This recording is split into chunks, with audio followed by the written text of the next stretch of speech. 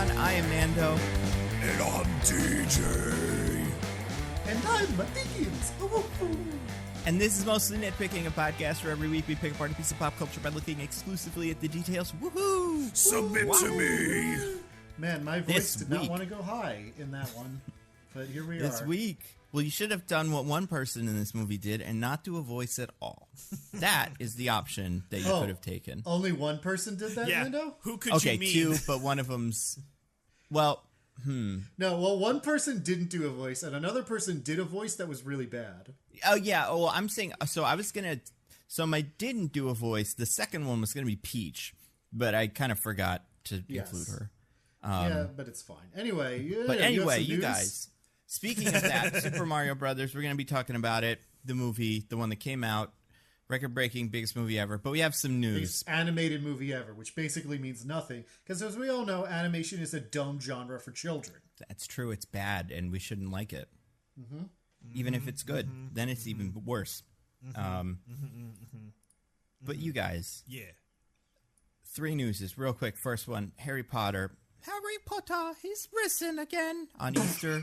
The little boy who could, or whatever they called him, the boy who lived, the little engine that could. He's back, baby. Back from the grave. Oh, my God. We're getting a whole 10 years of Harry Potter. It whether truly we like was it or a not. Good Friday. Great Friday. Where were you? Would you remember where you were when you heard the news that there's going to be Harry Potter forever and ever? Amen. Right here, right now? Oh, too bad. Then this is going to really take your eye off the ball for the rest of the podcast. Oh, no. What do we do with this? What do you think is going to happen? I literally don't know. I live under a rock, so I don't have a lot of the, Just give us a. What do you think Harry Potter Forever means? That's what it's called? No. Well, I mean, that'll be what the app is called or something. But no. What do you think? We're doing all what are we getting? Doing all prequels now? We're going backwards or whatever? Oh, DJ, Prequels. you're ascribing too much creativity. They tried that and they were horrible. So they have to do something else. They're out of They tried prequels and they tried forwardquels, and both of them didn't work. Because they were all really bad. It's almost like the universe is fundamentally broken, creatively somehow. But yeah, they. So what do you think it is, DJ? What's left? Oh my gosh, is it like a video game? We got a big old video game? We already did that too, DJ. Oh God, come on, get your head in the game. It's not called Harry Potter Forever, by the way. That is what a video game would be called if they made another one. I would love that. But no, it's just the new Harry Potter thing. Did you not hear what it is? I literally didn't know. Oh, well, it's that thing. There's since If they can't make anything 2012. before the books, and they can't make anything after the books. Okay, it's alternate universe Harry Potter? DJ, Well, too much creativity. I mean, technically, kind of, It doesn't take place in the same universe as the original. That's for sure. Well, Nando, if anything, they said that it will. No. That doesn't make sense. Goodness gracious. Okay, it's during the Harry Potter timeline, but it's different people. Too much creativity. Okay, they're doing Harry Potter again. They are. Yes. They're doing Harry Potter again as a series for years and years and years. And they said it would be more faithful to the books, which, those movies are already pretty faithful. I was going to say, don't know was what that you what we mean. needed? Was that the issue? And also, the books aren't very good. They're just not very good books. They're fine teen whatevers. Right, yeah, but I don't think adhering strictly to the books is what was kind of. This isn't like a Game of Thrones situation where it's like the problem with those first ones is we didn't do the books right. Right. So that's why they didn't stand the test of time. Yeah, I feel you.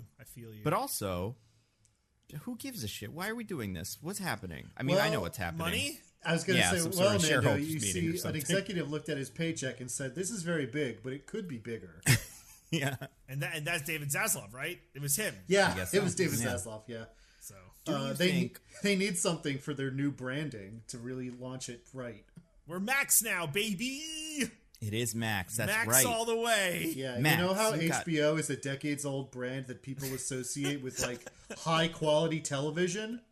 Well, fuck that. We're putting out pig slop for the hogs, and we need you to know it.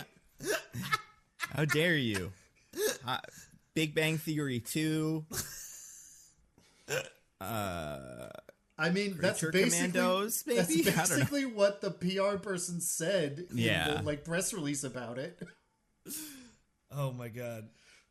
I mean, My brain. Yeah. My brain. But my question is, they will go woke. It will be woke. Obviously. We all know it. That's what the world is now. And they is will now. go broke unless they don't go broke, and it's very successful, in which case they didn't go woke. Then they didn't go woke, yeah. But then, so here's the question.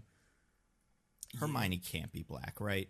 She just can't. No, any of they them can't could be be yelling any mudblood race at her or whatever in the show. It doesn't matter. It doesn't matter. Well, what are they gonna do? Like, they're just they're in such a fun, creative corner they've been backed into that they have to make some of the worst decisions ever.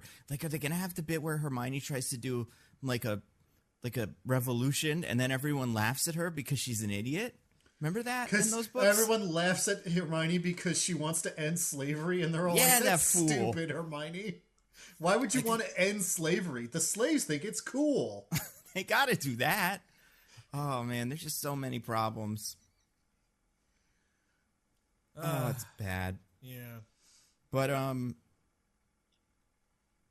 So we're getting that. So that's coming down the pike. That's fun. And Joanne's going to be an executive producer. If you were like, maybe they can move away from Joanne. Hell no. I mean, I don't think legally they're allowed to. I assume she owns I assume she's getting residuals off the fucking game.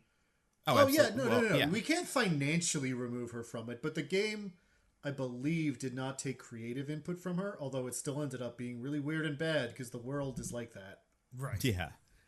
It's the same problem I have with Star Wars, speaking of the next news of the week, news thing.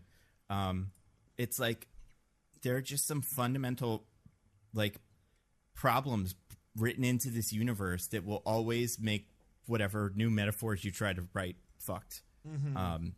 Because you watched this most recent episode of Mandalorian, not the one from today, but the one from last week, DJ. Did you see it, Diggins? I haven't, but we talked about it a little bit, so I vaguely know what you mean.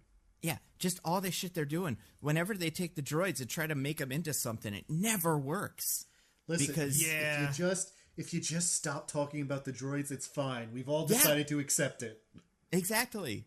They can't help themselves. But and this isn't a I don't know, whatever.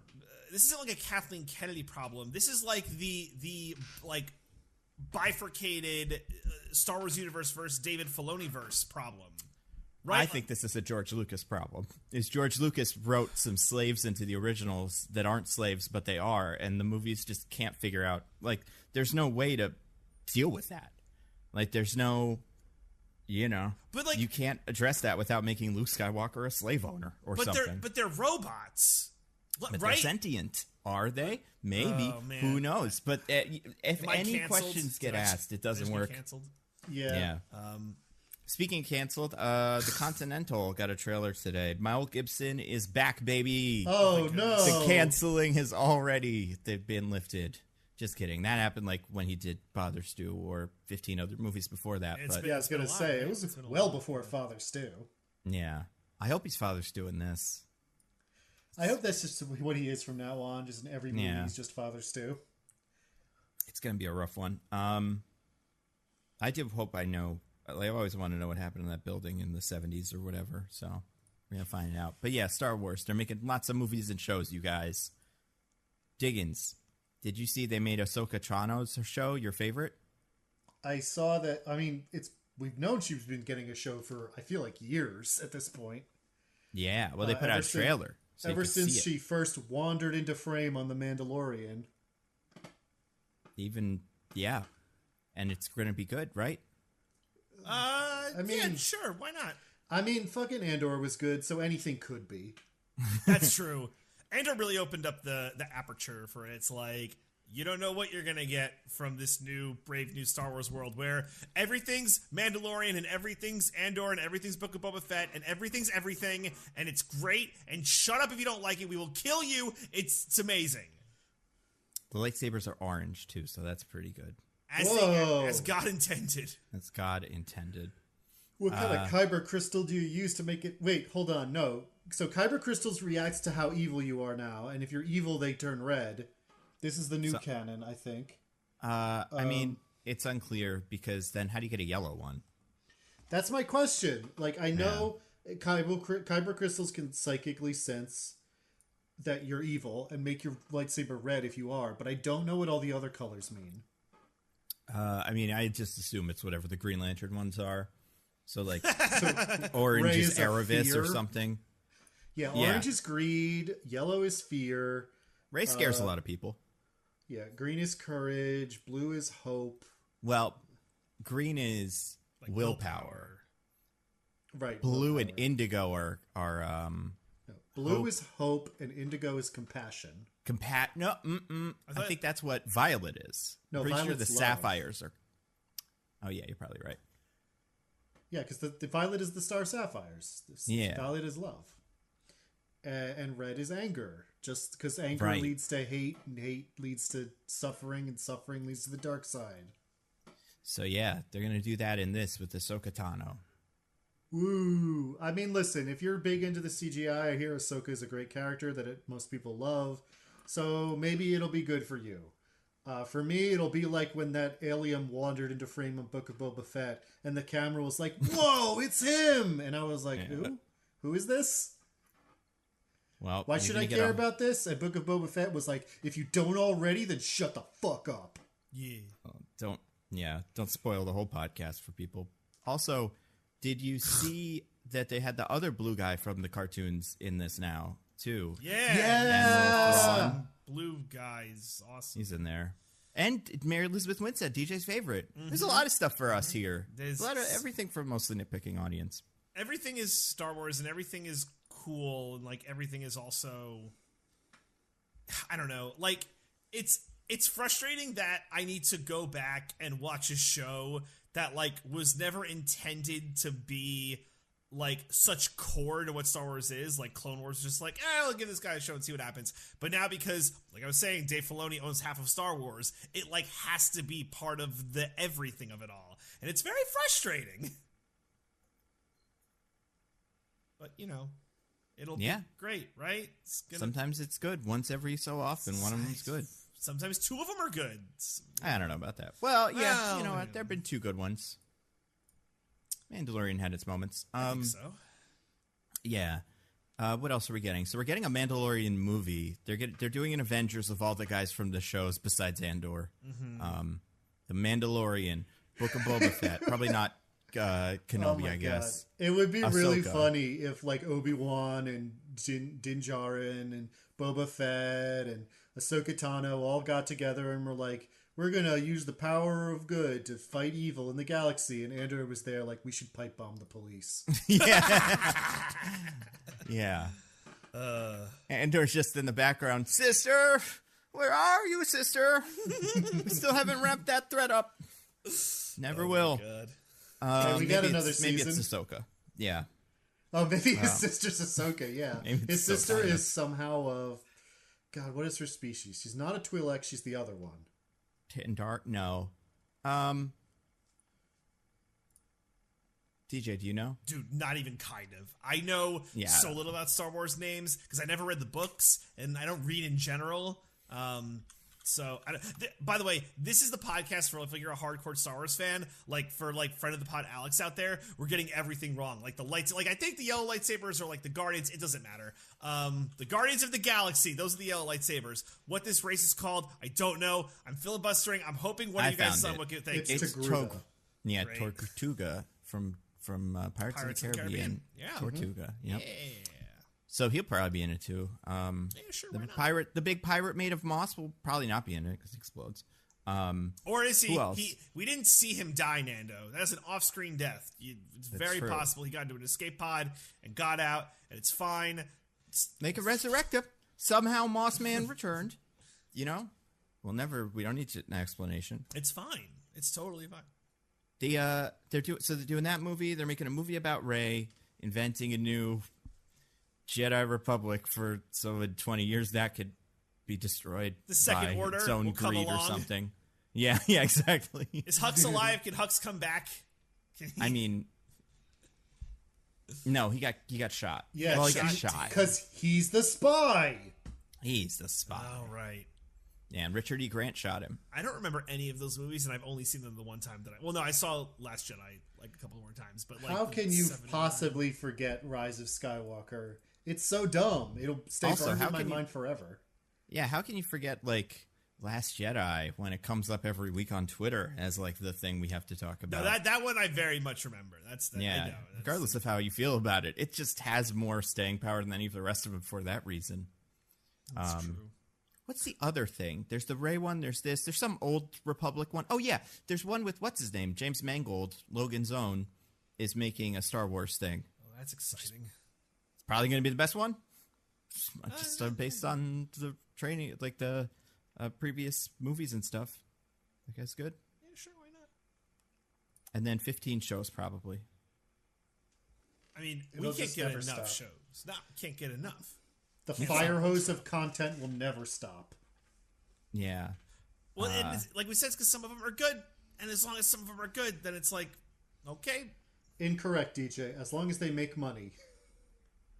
Right, that's true. They could all be dog shit, but as long as people buy tickets to see them or subscribe to Disney Plus, they'll never stop. That is the true bellwether. Yeah. It's tough, too, because it's like these movies will be the first Star Wars movies in a while. But we are used to the Star Wars movies being somewhat connected or being something.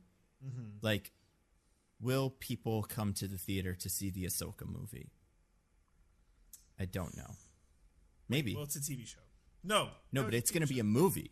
Like, that Avengers movie. I'm assuming she's probably going to be the lead. Yeah. Yeah. Oh, I think Star Wars has a never-ending well where that will always happen, that it will do well and people will go. And like Solo did fine, right? Like, I mean, I think Solo kind of disappointed, and that's why they stopped doing movies for a while. Yeah, I think it did kind of poorly.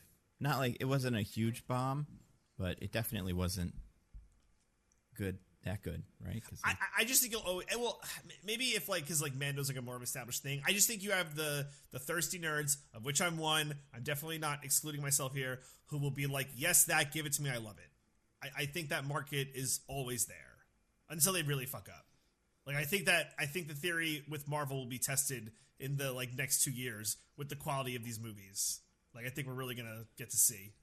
Solo made $393.2 million off a budget of $275 to $300 million. Which that movie cost an insane amount to make because they just kept shooting it over and over again because they kept firing everybody. For a movie of that size, that's really not enough profit to justify doing more. Yeah, that's fair. But we loved it. Yeah. It had the droid uprising bit. That really messed up all this. Of, how much we loved it. Was I on the No, I wasn't on the podcast when you did that. But there's a record of how much you guys loved it. It's like maybe the fourth or fifth, mostly nitpicking. Yeah.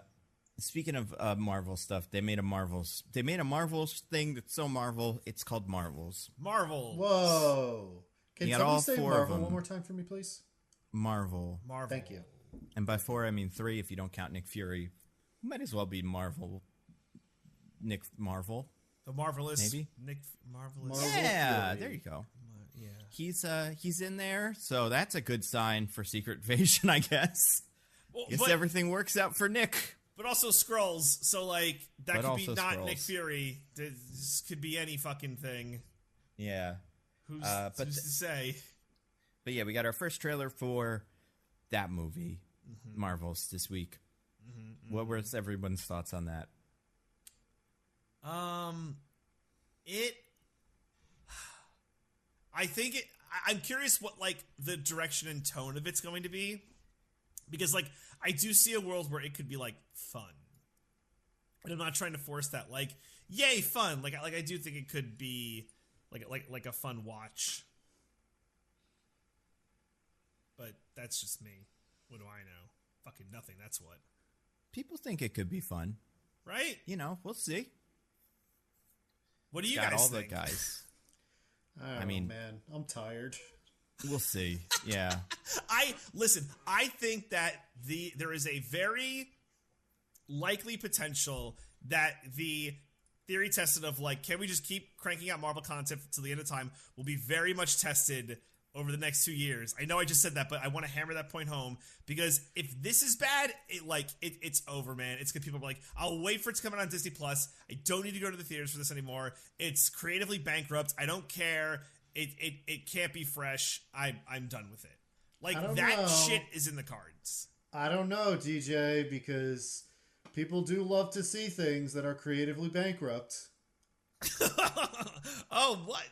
What? No, God, Diggins. Come on. I don't know what I could be talking about right now. Me neither. It's a mystery. It's a mystery. Woohoo! Now I do it. Now that it's not the intro, I do it. But yeah, the that movie was good too. That was really the good. Marvels. What else was in it? It has a guy, the guy from God, who is he? I don't remember. Some guy is in it. You know what I'm talking about? I'm sure that's true.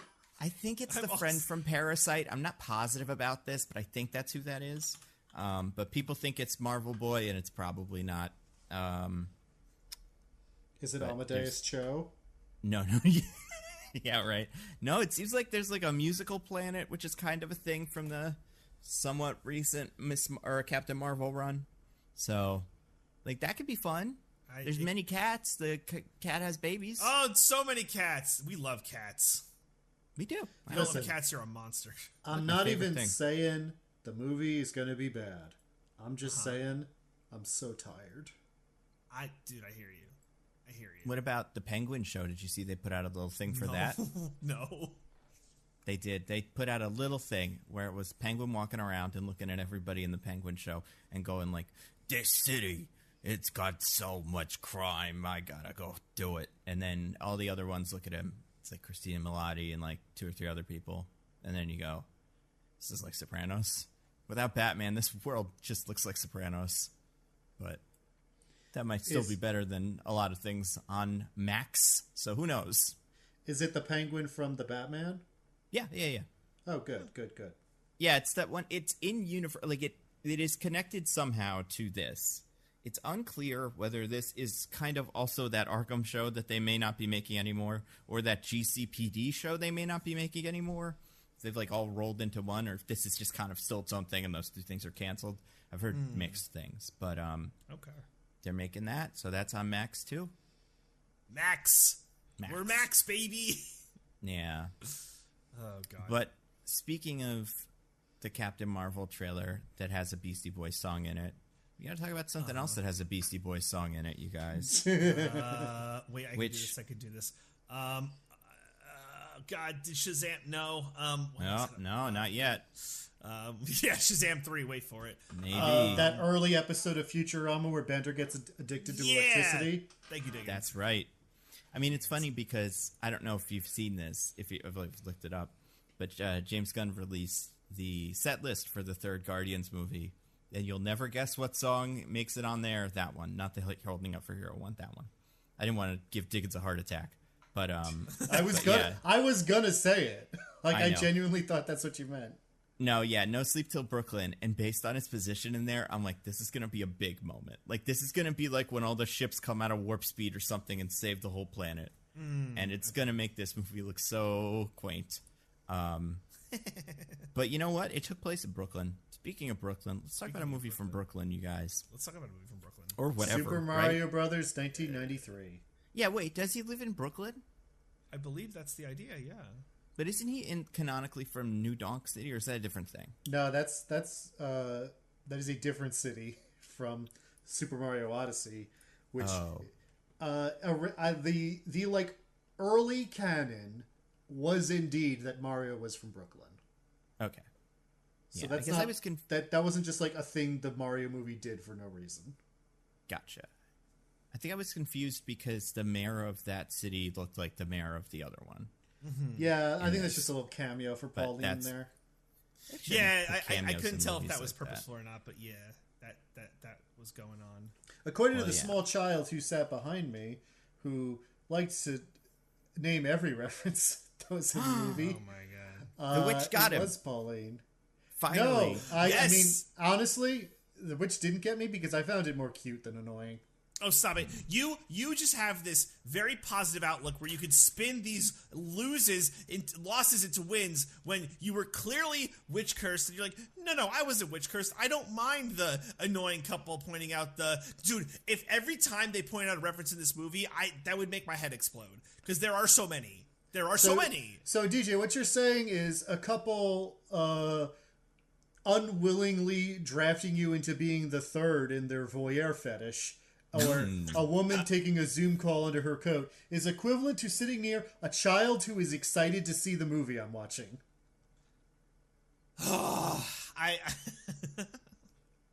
not saying ours is equal, but it is a problem. All right, it is a problem. It didn't bother me. I thought it was cute. All right. Speaking of problems, you guys, let's talk about this movie, Super Mario Brothers movie. Super Mario Brothers! So it is on IMDb called The Super Mario Brothers Movie. Okay. So I think that is the official title. That looks right. And the Brothers is BROS, period, in case anyone was curious. It always is. Nice. Yeah. And you guys, this movie came out. It's got 4 directors and 1 writer, which seems like the opposite, but whatever, I guess. I guess with computer movies, you could just do that. You can just be like, we're all the director. Yeah, that's fun. Good for them. Yeah. Nice. Everybody got a hand on the wheel. But yeah, seems like it was a lot of the people behind. So the Despicable Me people, shock, surprise, surprise. Teen Titans Go has a lot of representation here. Okay. The Batman cartoon on a lot of the directors and co-directors. Always a good time. All the rest of the Despicable Me. It seems like 2 of the co-directors are just guys that work for Illumination to do Illumination things. Sure, why not? It stars a bunch of actors that everyone knows all of them. You got Chris Pratt, Anya Taylor-Joy, Charlie Day, and Jack Black are the big 4. Mm-hmm. There's even more hidden in the middle there that we'll get to, including some really weird ones. And yeah, weird choices. Okay. But we have to start with the IMDb summary. This one's going to be so strange. Nando, I don't know what I'm saying. What? What the hell was that? I don't know, man. We're keeping that in? Okay, all right, go ahead. You guys, here's what happens. We have the IMDb summary, which has been brought to us. They went to great lengths. What they do is, and by they, I mean one average human being has to. They take a big car, and they drive it through a portal, and that portal is a place, and then they pick up a big stone tablet that says IMDb summary on it, and then they just go through millions and millions of portals, so many, and every time they go through a new one, someone writes a new letter on it, and then that world, it's like that one's the cowboy one, and this one's Batman's one, and whatever.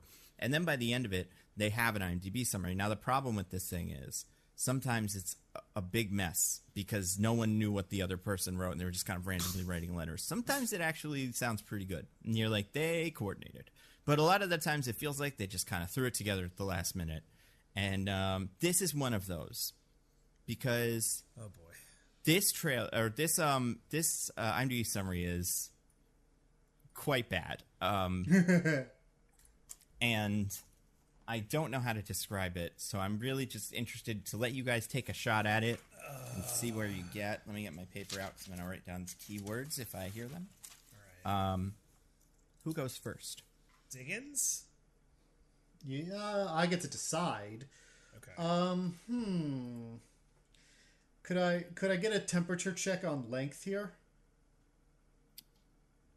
Short. I guess. Short? What? Okay. Yeah. Short? Okay. Then I think I know what I'm going to say, so I'm going to go first. Okay, great.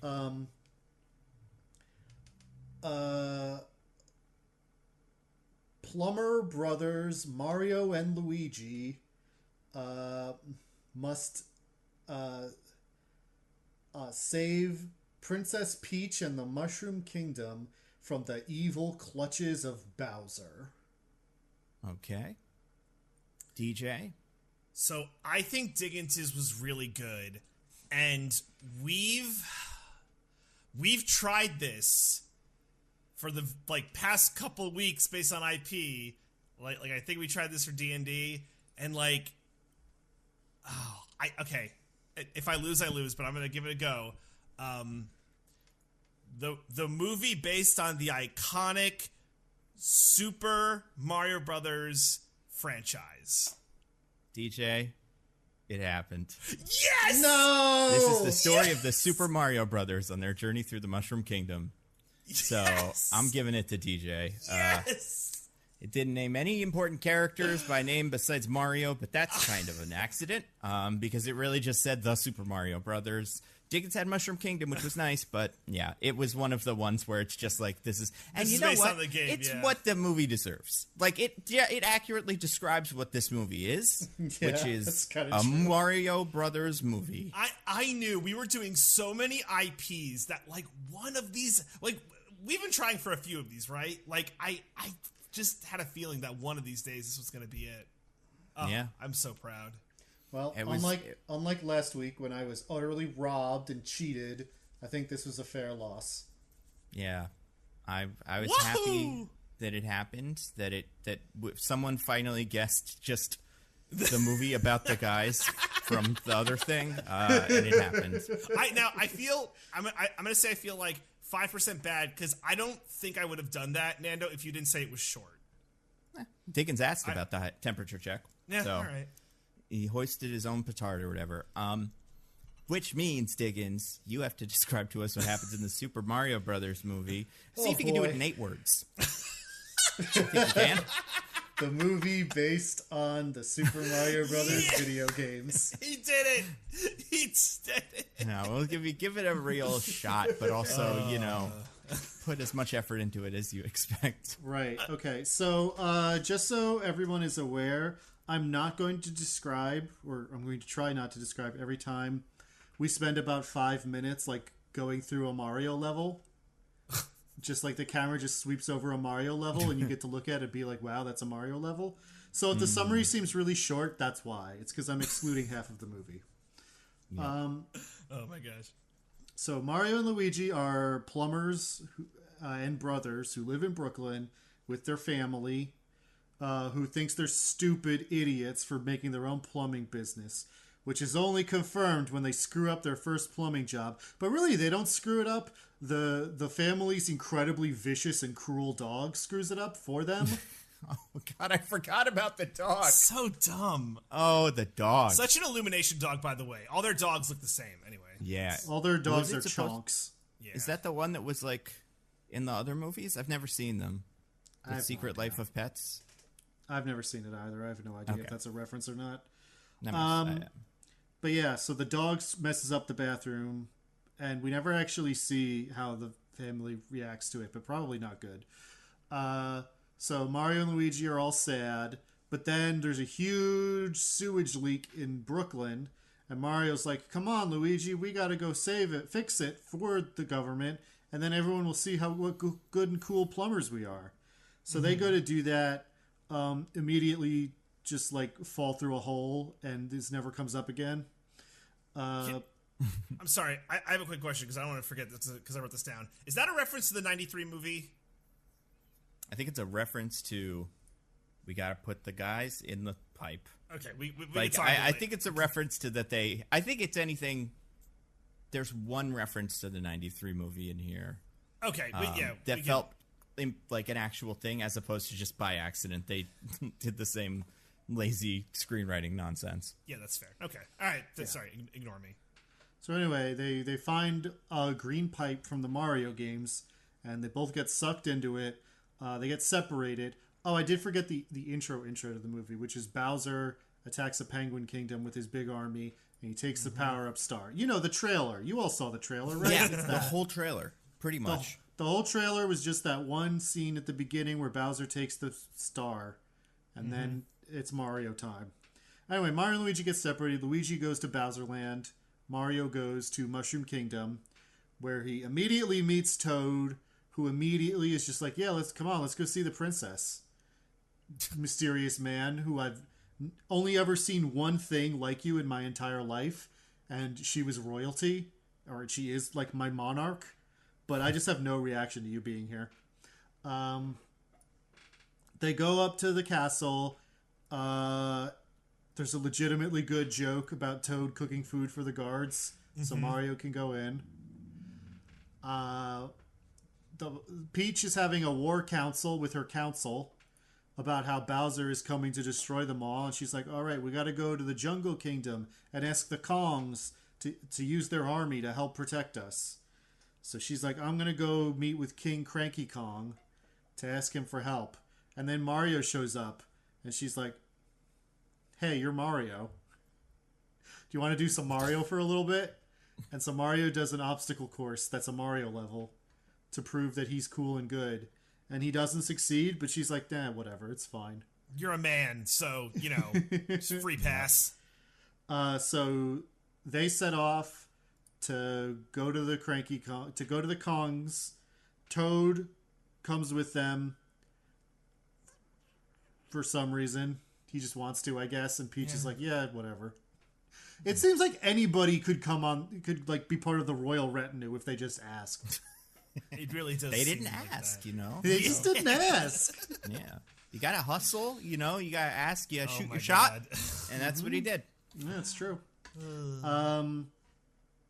So you're thinking, there must be some kind of long journey where they go closer as friends and learn more about each other. No, they just get to the Kong Kingdom, pretty much right away.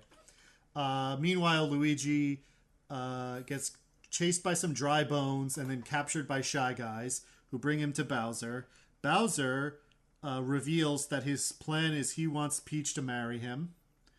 And he's going to be like, now that I have the star, she'll see how cool and good I am, and she'll want to marry me. And if not, we'll destroy the Mushroom Kingdom. And his army's like, we're not so cool. We're not so into that first part, but that second part sounds rad. But then he hears that she's hanging out with a handsome plumber, and he gets really mad. And he tortures Luigi to tell him more about Mario. In another legitimately good joke in this movie. And then... so Luigi's trapped in Bowser's dungeon, and Bowser's like, grr, we've got to get to the Mushroom Kingdom so I can marry Peach.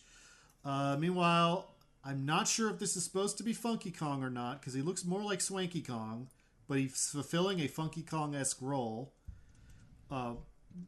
Mario carts them over to Cranky Kong, who is the king, and in what I think should be considered a war crime, is voiced by Fred Armisen. Because he's doing I think he's doing the worst voice in the movie. Yes?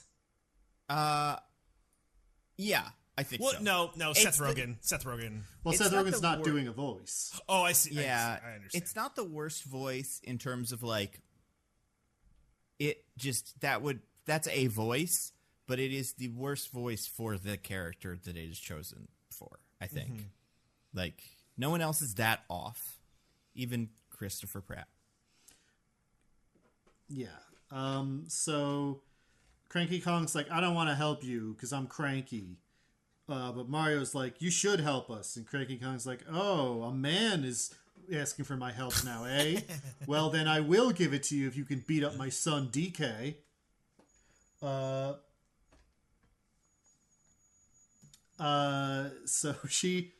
So Mario gets brought to their big Coliseum, which is also a Mario level. And he has to fight DK. And by DK, I mean he has to voice Seth Rogen wearing a Donkey Kong fursuit. Because he just does Seth Rogen. They have a really long fight, which is mostly just DK beating the shit out of Mario until Mario gets the cat suit. And he uses that to win. So Cranky Kong's like, well, a deal's a deal. I guess we're going to help you fight Bowser. So they get a bunch of Mario Karts, and they do a Mario Kart level. Wow! Instead of a regular Mario level. Wahoo! But Bowser finds out about it and is like, oh, no. So he gets all his goons into a Mario Kart level and ambushes them. And his army, we have a big chase sequence / Mario Kart level, but Bowser mostly wins. He blows the blue shell, dun dun dun, blows up Mario and DK, who fall down into the ocean. Peach and Toad escape, but everyone else gets captured by Bowser. So Peach and Toad go back to the Mushroom Kingdom, tell everyone to evacuate, and the two of them wait to like face down Bowser when he shows up. Meanwhile, Mario and DK are... Mario saves DK's life. He stops him from drowning. But then they both get eaten by the big eel from Super Mario 64. But they still have like a barrel rocket that DK had on his go-kart. So after they pretend to have character growth for a second, for truly like 1 second. 2 lines. Each of them gets 1 line. Yeah. They ride the barrel rocket out of the eel and ride all the way back to the Mushroom Kingdom, where Bowser has arrived, and he showed up, and he's like, "Grr, I'm Bowser. Peach, please marry me." And Peach is like, "Wait, what? Huh? What?"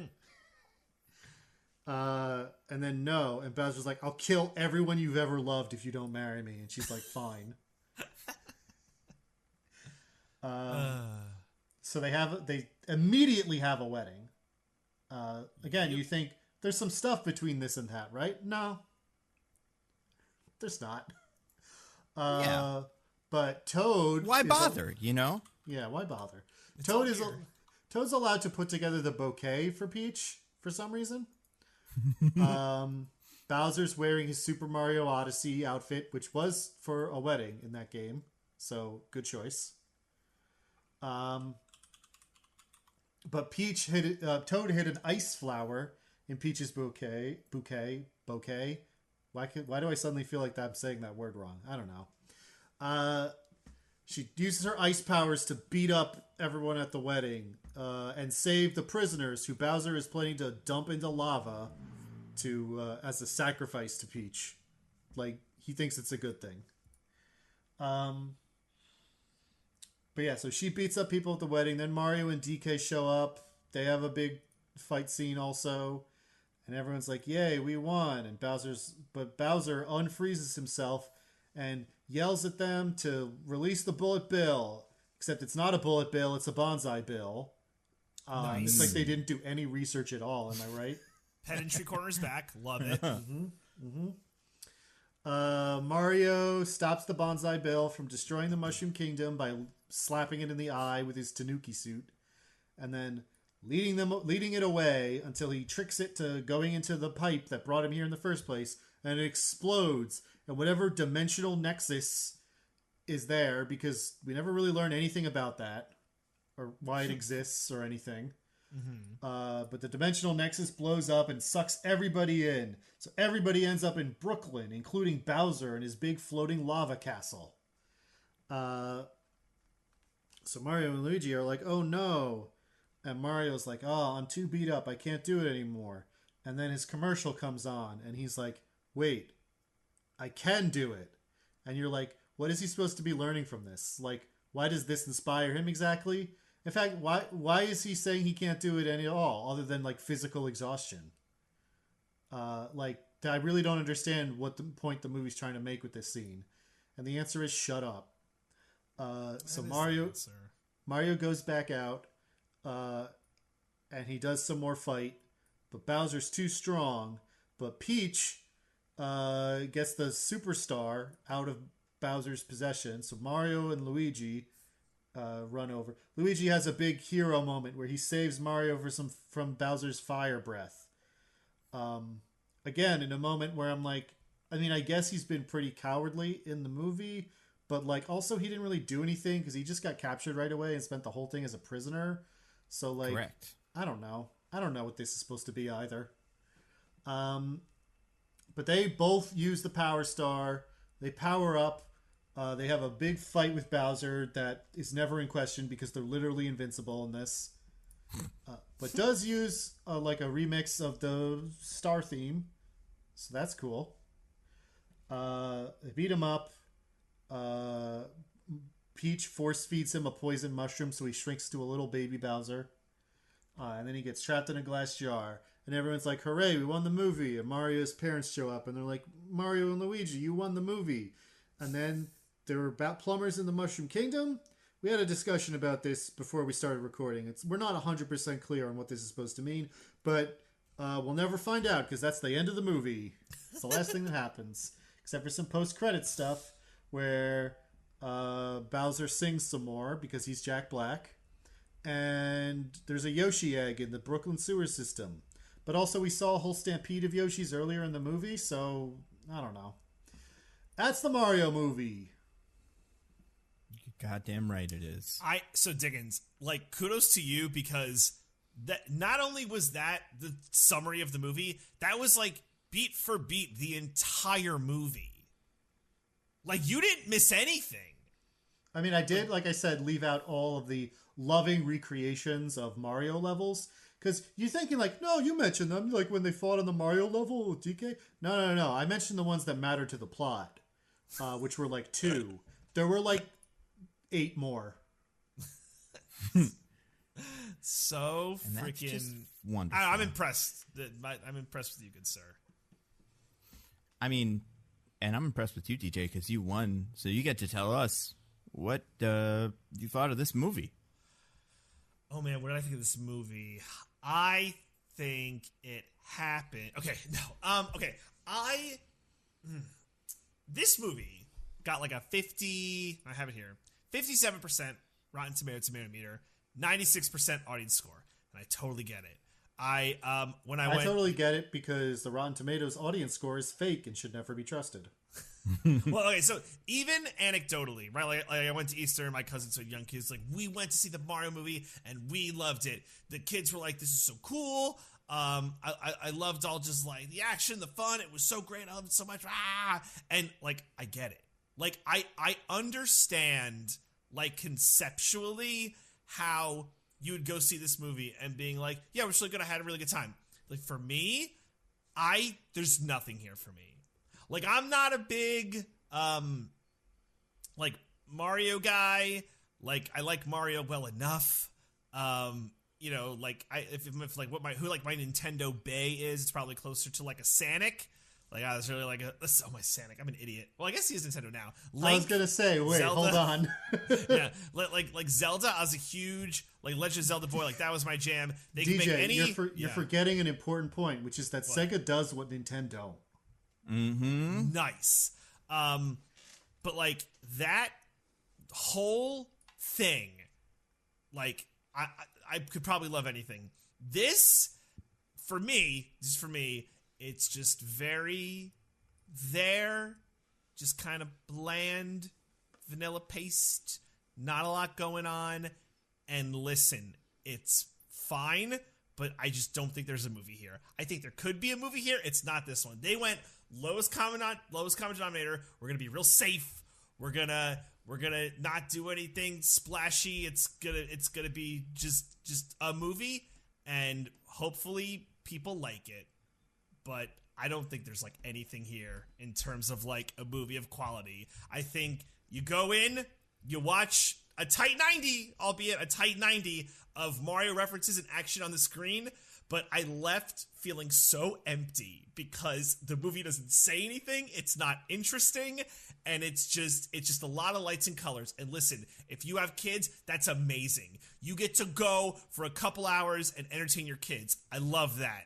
But like, for me as someone who watches movies, I did not care for it. So that's where I'm at. Diggins. Wow. So, yeah, like DJ, my main takeaway when I got out was I completely understand why #gamers are mad that the movie has low reviews, and also I understand why it has low reviews, because it's not very good as a movie. As a movie, it is like, I think probably the bare minimum of like plot and like dialogue and just, you know, things to be considered a movie. Like, if there was even a fraction less going on here, I feel like we'd have to look at it and be like, I don't know, this is like a really long music video or a uninteractive video game or something. It's not a movie. But they just got over that line because it is 70% composed of pure fan service. Like, I can't emphasize enough that I'm not joking about how many scenes I left out in that summary of they're just like in a Mario level doing some platforming and jumping around, and then you look over and it's like, oh, it's a Mario thing. And like there's no point to this scene, nothing happens, nothing is advanced, no character growth is happening, nobody's even talking because they're too busy jumping through a Mario scene. That's like half the movie is just that. So yeah, it's a completely besides also having the thing I'm a broken record complaining about on this podcast where, you know, they have the texture of the main character having a conflict, but there's not actually any conflict there. He just at the end is like, what if I'm not cool? And then he's like, no, I am cool. All of that being said, when the little kid who said all the references behind me in my theater was done watching the movie, when it was over, he turned to his parent and said, that was the best movie I've ever seen. So, yeah, man. You smacked him right in the mouth, right? You should be ashamed of what you've raised. Parents, the child is broken. So, is that what you said to him? Yeah, that's what I said to him. If you are a child who really likes Mario, which, fair enough, I was a child who really liked Mario, or B, an adult who loves Mario and is totally fine watching a bunch of lovingly rendered recreations of Mario stuff flit across the screen for 2 hours and like have no expectations for it beyond that. Tight 90. Yeah. I'm pretty sure it's 2 hours, isn't it? No, it's like 85 minutes. It's amazing. I think DJ's right. It's on the short side. It felt like 2 hours to me. That's fair. Yeah, okay. You want to watch that flit across the screen for an hour and a half? Yeah, I mean, it's good at beating that. So you'll have a good time. When I go to the movie theater, I want a movie. So I was disappointed and did not have fun. But if you don't want a movie and just want to see Mario stuff recreated on a big screen, yeah, it's good at that. Go watch it. What about you, Nando? I walked right over to the refrigerator and I took out a brown paper bag and I looked at the bag, and on the front of it, it said Illumination movie, don't expect anything. And I opened up the bag and looked into it, and you know what? I don't know what I expected. It's an Illumination movie. It's not good. It's not a good movie. It's a bunch of cartoons. It's not like, I don't know what to tell them. Like, I wish it was good in that I wish it was cool because it's interesting and it's well made and like pretty. But I mean, out of all of this, I'm definitely the least Mario'd up. So I have no, I think this movie lives and dies on your personal existing connection to Mario. If you like it when Mario survives something and you don't like it when he dies, then this movie might get you. But if you don't care one way or the other, it's not going to work. And the movie knows that. I do think it feels like it is both a very cool, good-looking, interesting, interestingly made, like action and camera work and stuff. But at the same time, there's too much stuff on screen, so you can't really, a lot of the time, it makes it hard to focus on individual things.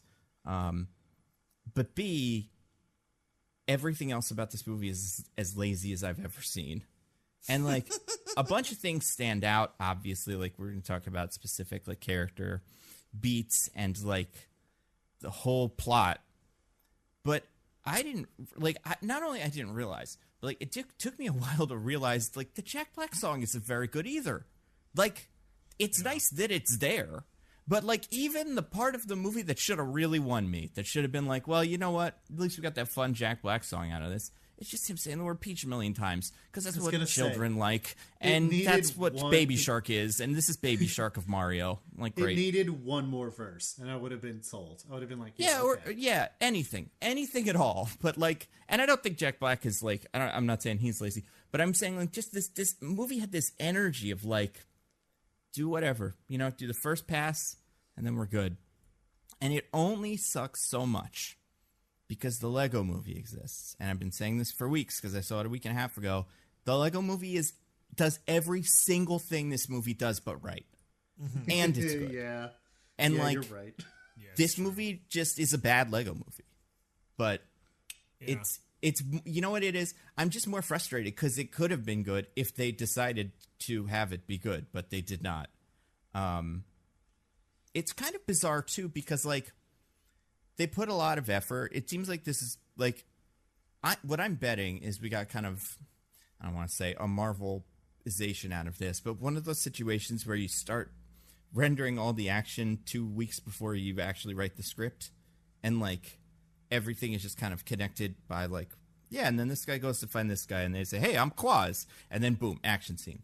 I feel like that's what this is, which is bizarre to me because that's what the last movie was, kind of, not the same way, but in like this weirdly rewritten constantly. Like, I just don't understand how they had 20 years to make another one of these, and this is what it is. Because the games have better stories than this. I don't know. It's fine. I played one Mario game. That's not true. Well, yeah. Which one? Have I ever played a Mario? Yeah, I played Galaxy. That's the only one I've played. But, I mean, they hit their target demos of children and hashtag gamers. So yeah, and it's not woke. That's nice. You know? Well, Nando, you have to realize before it made a lot of money, it was woke, and then it made a lot of money, which proves that it's not woke. Right. What? Speaking of that, did you see John Leguizamo last week? Oh God, that was also stupid. So weird. I can't. I think this movie is what it is. It made so much money though. Wait, so wait, DJ, did you not know what Nando and I were talking about? The John Leguizamo thing? No, before that, it being woke and not woke at the same time. Oh, please enlighten me. So basically, all the right-wing hacks that you can think of when I say that. All my favorite people. Yeah. All your favorite right-wing hacks. Before the movie came out, were like, they're making Princess Peach a girl boss. The movie's woke, and it's bad, and it's going to bomb because it's woke, and everyone's going to hate it. And then the movie came out, and they still said that for a little bit, but then it made a lot of money, and now they're like, the Mario movie's so anti-woke, and that's why it's making a lot of money, because the American people are responding to how not woke it is. That's right, because Chris Pratt, there's that, and then everyone's white. So it's not that woke when you really get down to it. Yeah, I think all those things help. Yeah, it's and by okay. Everyone's white. It's I mean okay. all the human being characters, because I know Keegan-Michael Key is Toad, but Yeah. Yeah, it's anybody okay. that they could have race swapped. It's okay when a white woman is somewhat competent, as long as she still needs to be saved by the men at the end. Yeah. Yeah, that's fair. I think that makes sense. Yeah. It is wild, though. Like, it's fun. It's a fun world. It's a fun world we live in, where this is the prism through which a certain subset of the population looks at things. Mm-hmm. I will say the other thing about this movie, it made me double appreciate Dungeons & Dragons, because Dungeons & Dragons did everything this movie didn't do. That's true. The basic character stuff that you need to get from point A to point B. They wrote a story that I cared about, and then took the time to make sure that the story beats happened when and where they should. Part of me wonders if Nintendo was a little too precious with Mario, and that was one of the issues that kind of cropped up. Why he couldn't have flaws or any character development whatsoever. I don't know if that's what happened, but I do know that they are very tight on what Mario can and can't do and stuff. In a way that is kind of it feels like this movie. I could see a version of this movie where Mario is a jerk or dumb or something, and that gets worked out throughout the course of the movie, and that got erased. But I don't know if that's what happened. But that just feels like this one. It feels like one of those. But like, as we talk about this, and we're three dissenters on this, I was going to say quickly, you know what this made me appreciate? The Sonic movie. Yes. Oh my God. Even the first one, that's not that great. No, I agree. But it's like, because of its sheer, like, at least it's a story and they do something with Sonic, it's like, oh, he's like a kid and he's like kind of an idiot. It's like, that is how you do this better. Yeah. As opposed to just like, I don't know, just like you said, making an awesome Mario who has no flaws and just, yeah, at one point, Peach is like, by the way, you have a character trait, and that's what I love about you. And Mario's like, are you sure? And then the movie just keeps going. It's insane. It does happen. What were you going to say, DJ? Because it seemed like that was the wind-up for something else. I'm all over the place. Something. We like this. This made me appreciate Sonic. Oh, right. And then my follow-up is, however, is it possible that we are uncultured swine because this movie has, like, I think, like, unanimous approval rating? I mean, by who?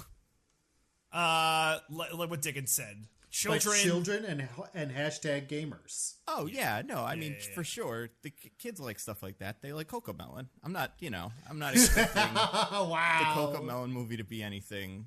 Like, this is better than that, probably. But, like, and gamers, I mean, God.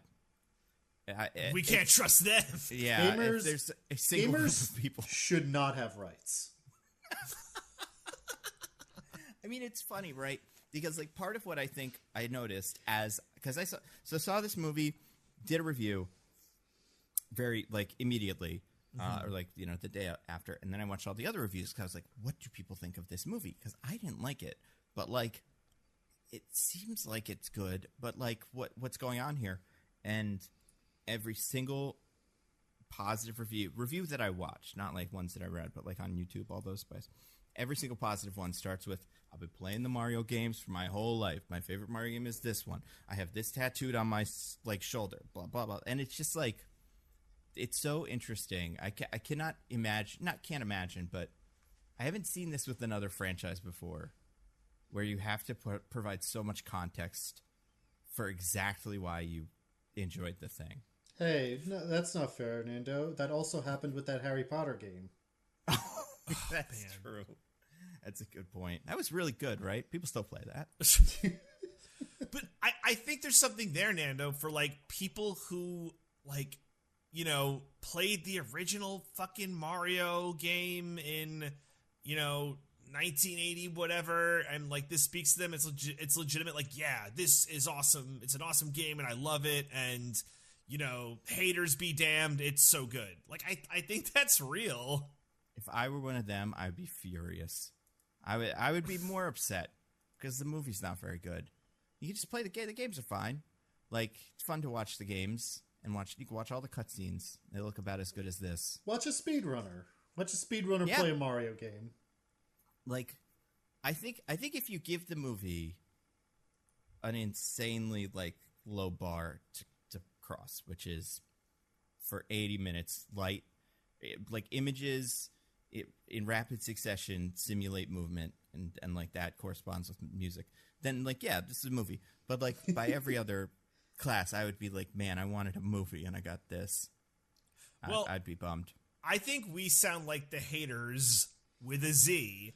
Mm-hmm. And this podcast is a hater safe zone. Hell yeah. It's a safe space for haters.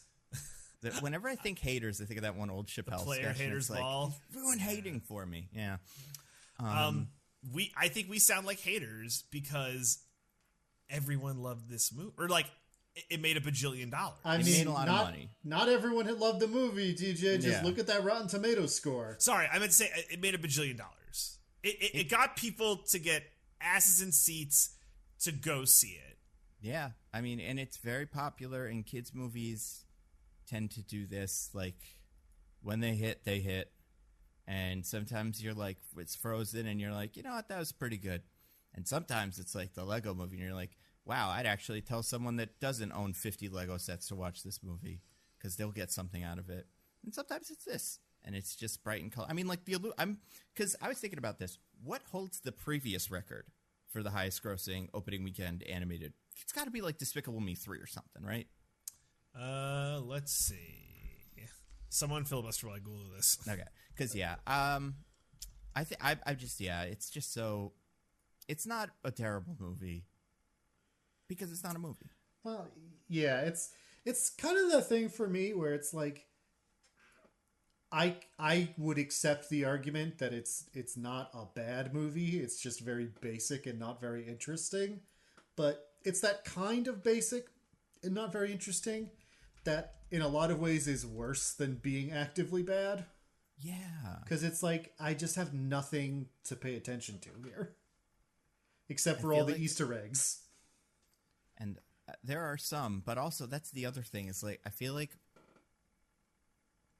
I don't know if this is me, but I don't like these Easter eggs either. Some of them I like, some of them I don't, I guess. I mean, the big giant wide shot with 50 Easter eggs in it doesn't work for me. Fair. And like, I mean, that, listen. Yeah. Sorry, you finish. All right. Who won? Oh, sorry. That's it. I have it when you guys are ready, and if you want to guess. I'll guess. I mean, my first guess was Despicable 3. I think that's the most recent one. Or is there a Minions that's come out since then? I'm going to say, I think it's Minions 2.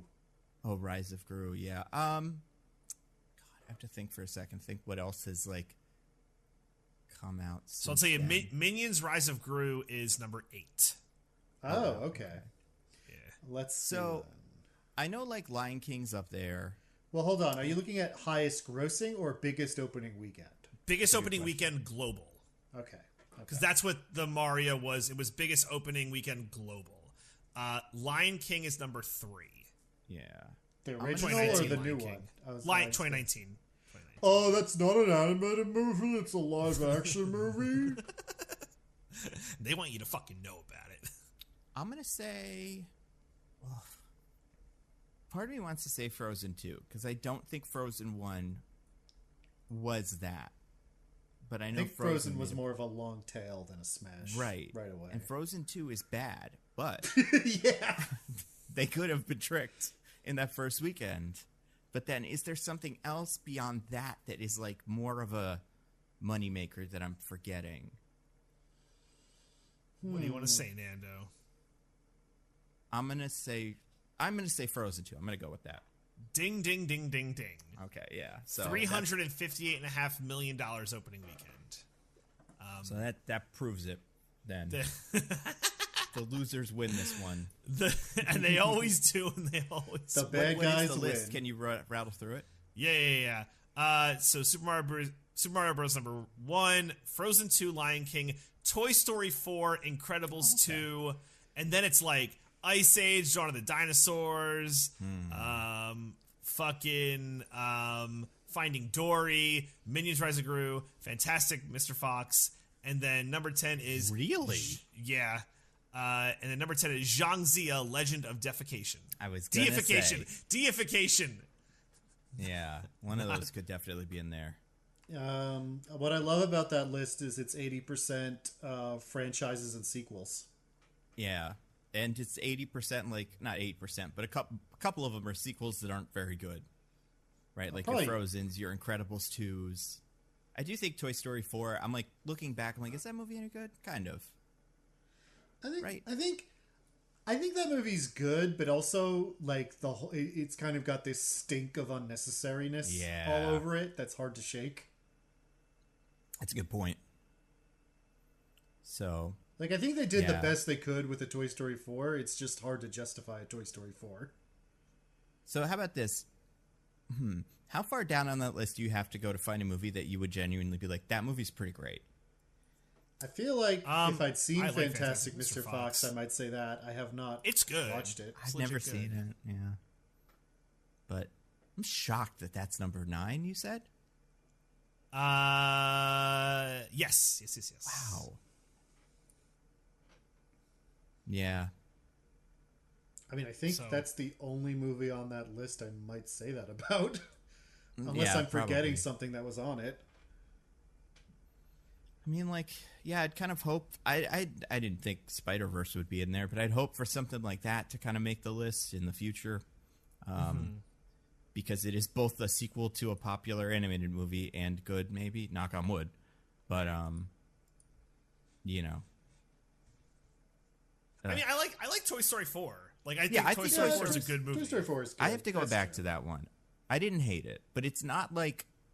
Yeah, it's just interesting how none of these are the actual really good ones that are game changers, like Toy Story or Spider-Verse or Lego Movie or, you know, Puss in Boots kind of. But, like, that's the most recent example of one where you'd be like, that one definitely had a tail and didn't, like, have a good opening weekend. But, like, yeah, there are quite a few good animated movies.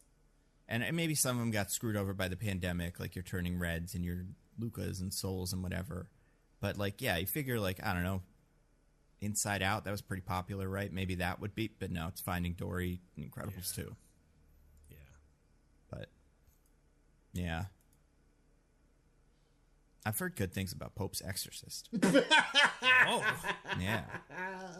Someone's excited. I can't wait to see it. Is that what we're going to do next week? I mean, listen, we could do the Dracula movie. I was going to go to a screening, but then I ended up not being able to make it because of traffic, but... I've heard mixed things. So. Oh, but it's Nicolas Cage. This is podcast's #1 Nicolas Cage shit. I mean, I don't have a vote. Crowe I'm not going to be here. Is the Pope's Exorcist. We love Russell Crowe on this Also, podcast. excuse me, the #1 thing this podcast is a Pinocchio podcast. That's true. It's true. Yeah. That's why we have to do the Johnny Stickino Pinocchio or whatever. How dare you say that right before you're about to go on vacation? Just throw that into the ether. I don't know, maybe we should do it next week. I mean, but I got a wheel, you guys. Speaking of Mario. Oh, my gosh. He have wheels? Yeah, he has wheels on his little car.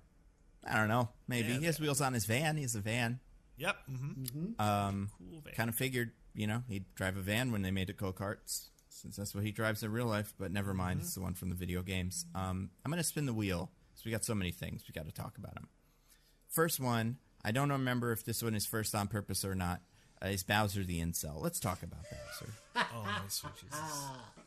You guys, Jack Black is in this movie. Jack Black, Star Wars' own Jack Black. Yeah, that's true. Jackery Blackery. Yeah, the bully, the cool kid, Jack Black. Yep. I mean, he's cool now, in spite of everything. It's so weird. Oh man. Yeah, but no. Listen, guys, I'm gonna come out here and say it. It's not a controversial statement, and you probably agree, but I'm going to act like I'm being brave. Jack Black Bowser's the best part of the movie. He's the best character for me, for sure. That was it. Yeah. Jack Black's I don't know funny. if he's the best. He's good. He's fine. Yeah, it's good enough. He does a good job, and he's good at promoting the movie. That's important.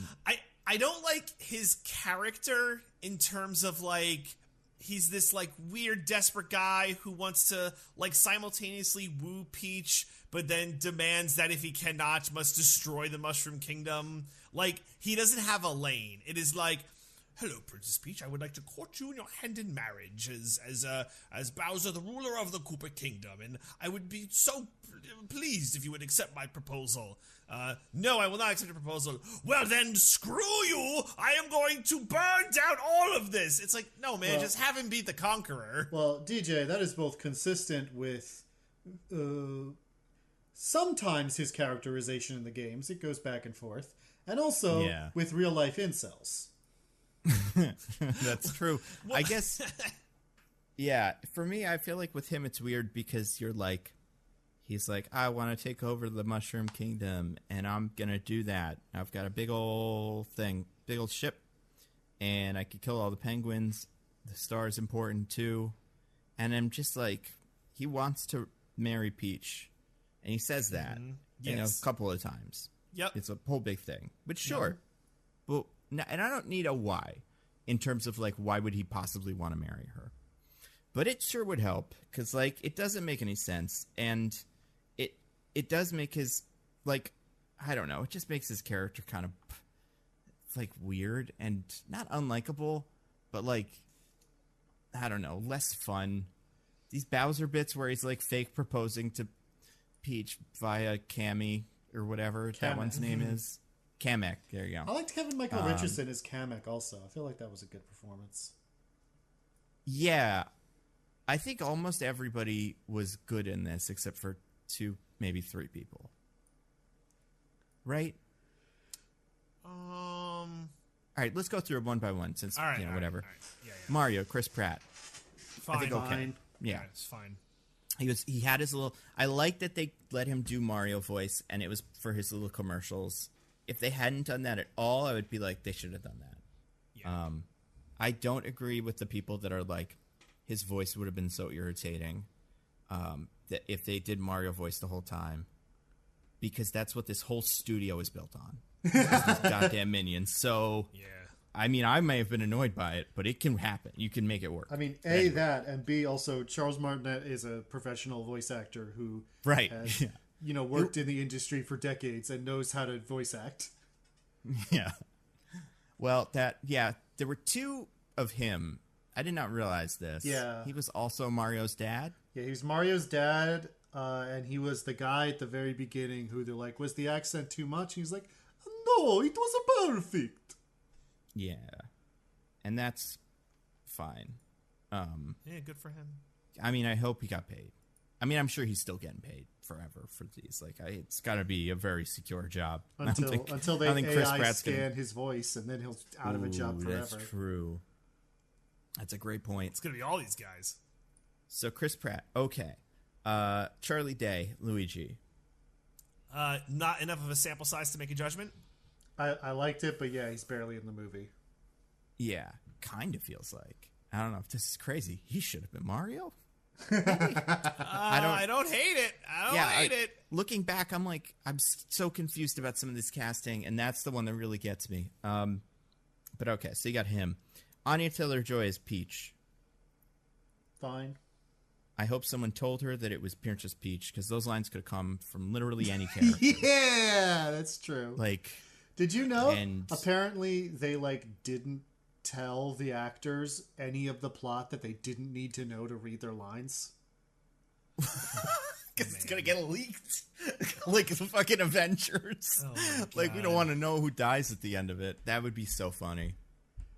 And I mean, it shows. You know, I can feel that energy for real. Coming off of this movie in general. Yeah, she was okay. Do you think that's just what they told them, that it was for leaks, but it was really because they just hadn't written the rest of the movie yet?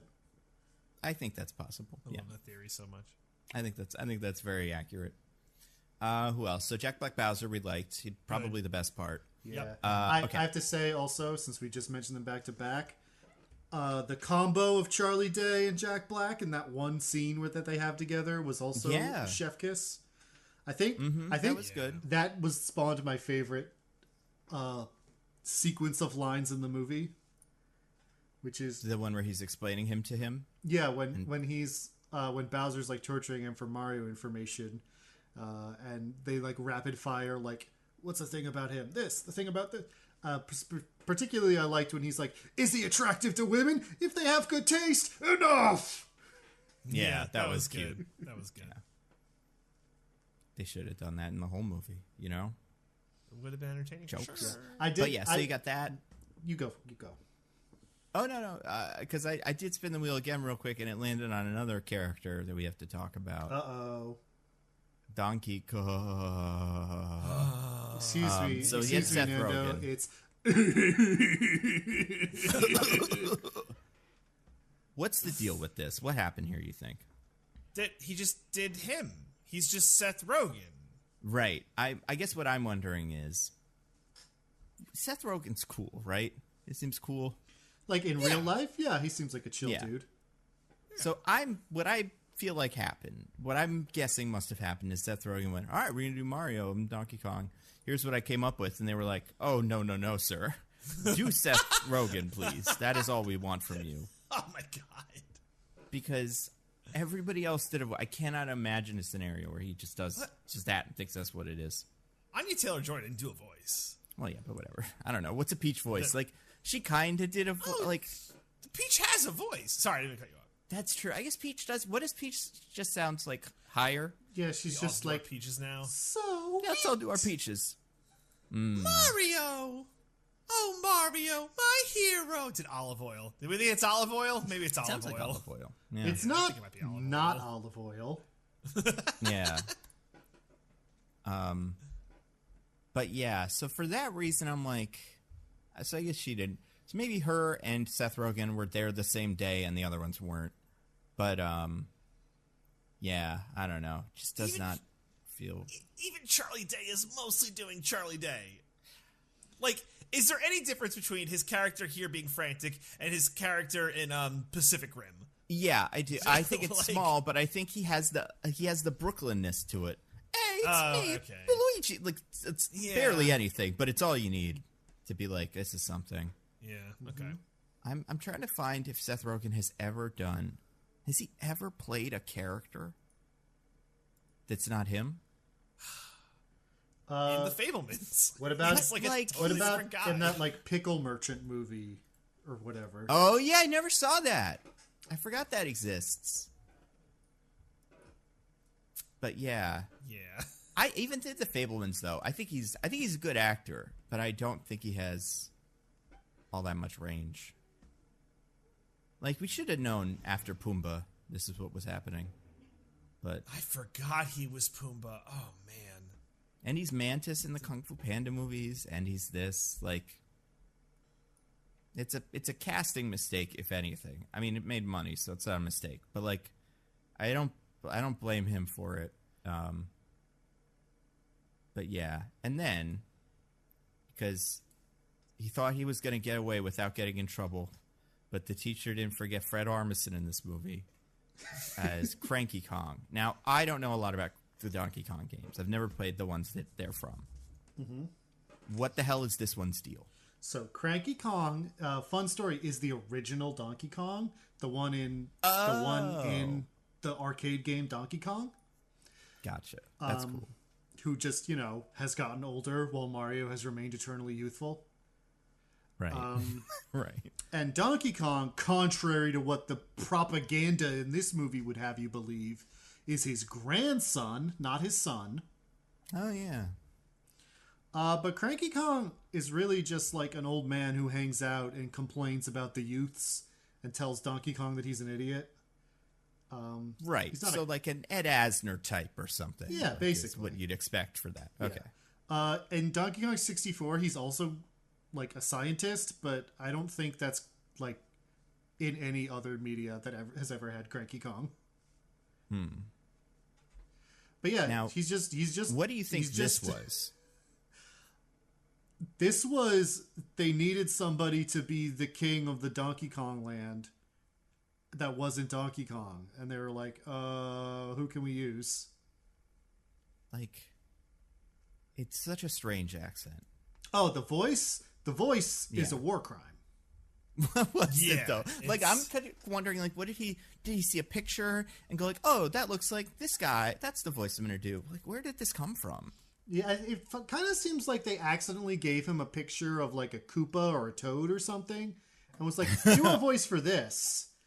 And they thought they gave him the Cranky Kong picture. So he just started doing like, oh yeah, like a goofy little weirdo guy. Sure, here's my goofy little weirdo voice. And I don't know, nobody listened to it before the movie came out. I don't know what would have happened. It is confounding. He has so many lines. He has so many lines. It was almost like I couldn't tell if it was supposed to be like King Candy or like something like that vibe. Like I couldn't place it. Yeah, it might have been that plus like a little bit of like King Louis from like the original one. Yeah, the old. I haven't seen it in a while, but I remember it being in that kind of same square. But then there was also this like. I think my problem with him, besides all of it, was like the energy he had was also really. He wasn't cranky. He was like bored or like tired, I guess would be how I would describe this character. Tired Kong. Yeah, I don't think that's what it is in the game. Cranky Kong, the main personality point of Cranky Kong is that he's a real dick. He's just Yeah, mean. If Ed Asner is still alive, which I think they just made an up short, so probably, that's probably who I'd imagine that, or like a Jack Black type. Or not Jack Black, Jesus. Lewis Black type. Or Jack Black type, honestly. Get Jack Black to do it. Maybe. I feel like he's got to have an old man voice. That's his Yeah, thing. He's an old man. Yeah. Ooh, you know who they could get? Christopher Lloyd. Everybody loves him. He just did a thing. With a certain guy. They could have taken a ride from one to the other. You're not wrong.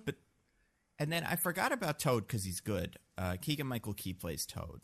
Yeah, he does a good job. I mean, he's really doing a voice, and it works. Yeah, and it's pretty good. It's like you can, if you're listening for it, you're like, oh, that's Keegan-Michael Key. But otherwise, I think it'd be pretty hard to find that actor in there. Yeah, I was gonna say if I didn't know that was him, I probably would have been like, oh, who voiced Toad? Yeah, there were a couple other people. Sebastian Maniscalco is Spike, the guy. What's that character's deal? So he is from Wrecking Crew, which is an old NES game that Mario was in. That was just it was like, Donkey Kong-esque arcade game, but you were doing construction instead of fighting a big gorilla. It was Wreck-It Ralph, basically? The game that Fix-It Felix or whatever is from? That. I mean, I feel like the mechanics are different, but basically. Okay. He was good. Yeah, I mean, he just had to be loud in Italian, which is the thing that he does. And then, Kevin Michael Richardson, like you said before, is Kamek. Also good. Yeah, doing he's doing the Fred Armisen style weird, little weirdo voice, but for Kamek, that makes a lot of sense. Yeah. Oh, fascinating. Is there an actor who you'd like to see? I don't know. Who would have been a better Donkey Kong? Well, it's interesting that the energy they went for Donkey Kong was a big goof. That's not how I imagine Donkey Kong's character. We don't get to, huh? Himbo. Yeah, right. It should be just a big tough guy who's I'm gonna fight. I'm Donkey Kong, right? And maybe a little bit of going crazy with yeah, I'm so great. But the Seth Rogen is just everyone look at me, hey, I'm so whack. Oh gosh, it's just off. There's something very off about it. The laugh is a punchline. The thing about Donkey Kong is that he hasn't spoken in media since the year 2000. What was that even? The Donkey Kong Country cartoon. Damn. Was that the really horrifying one? Yeah, the really, really bad one that was made in France. Yeah. They should have gotten that. They should have. I mean, there's definitely actors that I think could have done a Donkey Kong that are tough guys, like The Rock or something, but not him. But someone like that. Batista, That would have been fun. See, I guess just... I would love that. I would love that, but I don't know. I guess just in my mind revolts against the idea of Donkey Kong talking. That's fair. Also yeah. that. Also yeah, that. the apes don't really need to talk when you think about it. I mean, or you could just have Cranky be the only one who talks. Cranky's hello, it's me, Cranky Kong. I'm gonna tell you about our army. And then they point what do you think? And the guy's like, it's yeah, the rest of them don't know English. You gotta deal with me. I like that. Yeah. I spun the wheel again, you guys. Yeah. Landed on one of Diggins' jangly keys. Let's talk about those keys. Keys? Boy, did they go. Man, they were... I was they must have hooked him up to a motor or something, the way those keys jangled. Yeah. So this is, in general, the thing I've mentioned several times now about the many scenes of just people going through a Mario level while nothing else happens. What was your favorite Mario level that was in this movie? Great question. Now, are we counting Mario Kart levels? Yeah, I think that counts. I sure did love me my Rainbow Road. Wasn't that? That is one of the things that happens when you Google Mario Kart. So fun. I'm going to say my favorite one was the one that is the one where the castle was, because it seemed like a lot of them all smushed together. And I like that about it. I like that every inch of screen was covered with something. Some little gag. It's like that. It really is like that Onion review of one of the Avengers movies where he complains that there's parts of the movie that aren't covered with superheroes. He just keeps circling like, you could have put a superhero here. That's kind of what some of that level felt like. I do. What about you, Diggins? I mean, listen, I'm not immune to propaganda. Like, when they crest over the hill and you hear the do of the castle, I'm like, I know what that is. You know? Yeah. You know what? My favorite one, though, I mean, I love a Yoshi. I love when they walked by all those Yoshis. I think this is a new innovation in movies where we put our awesome, stingers, the tags, the post-credit scenes in the actual movie itself. I think that could be like a new innovation. Yes. I'm pretty excited for it. I liked it because it had the Yoshi in it, and then nobody asked any questions about, is that thing related to this Bowser monster you guys keep talking about? Is that like one of his babies or something? Yeah, you said like turtles are evil, right? Is that a turtle? Is that what turtles are here? No, I guess you guys just have dinosaurs. Cool, man. All right. Where's next? Where are we going next, Peach? She even says that. She's like, I forget what his line or her is, but she's like, there's a great big world out there, and we're just going to fucking ignore it to go do one thing. I love when she said that because it's also like a non sequitur in the conversation. Yeah. Like, they're talking about Mario's world, and Mario's like, hey, you're also human. We look like we're the same species. Maybe you're from my world. And then she's like, there's a great big world out there, Mario. I'm like, that doesn't address his point. Oh, wait. I got that line wrong. Now I remember. It's the one where she says, there's a great big galaxy out there, Mario. Sequel, baby! Yeah, that's one of the Marios. The one I played. The one with the Wii. Oh, man. If the post-credit scene, instead of being Yoshi, was Rosalina, I would have lost my gourd. Well, but there was already a little homage to that. That reference is already in the movie outside there's of that. There's a Luma in the movie, but there's no Rosalina. Yeah, that's how you do it. The Luma goes home to Rosalina, I guess to therapy or whatever, because it's free now. God. But, that is what I expected, too. I mean, I expected fucking Link, which was insane. Because it's Netflix or something now. But, it just felt like anything else would have made a little bit more sense than what we did end up with. You want the the NCU. I mean, Nintendo Cinematic Universe. In any other scenario, I'd be like, that's a bad idea. Or not, I'd be bad, but, we don't really need to do that. But, in this movie, they go downstairs into the Manhattan, and there's just pipes to other dimensions. So I'm just kind of like, well, something's going to come out of one of those pipes from one of the other ones, right? Like Samus or whatever. But why not? Now, why not? Now, they're definitely going for that, for sure. On the one hand, I don't want another MCU. We need to stop. What? We need to stop. On the other hand... No. You just mentioned the possibility of a Metroid movie, and my lizard brain was like, hello. He said something I like. I think the convention that they used in this movie, and Sonic has it too, is just like, there's other dimensions with portals, and we could use to go to them. It's just like, well, that's definitely what we're doing in the future then. So, yeah, I cannot imagine, one of the next ones of these won't be going to, I don't know. I mean, they can't do Luigi's Mansion because they already did that. But, going to some other slightly different universe that kind of syncs up with Mario, but not quite.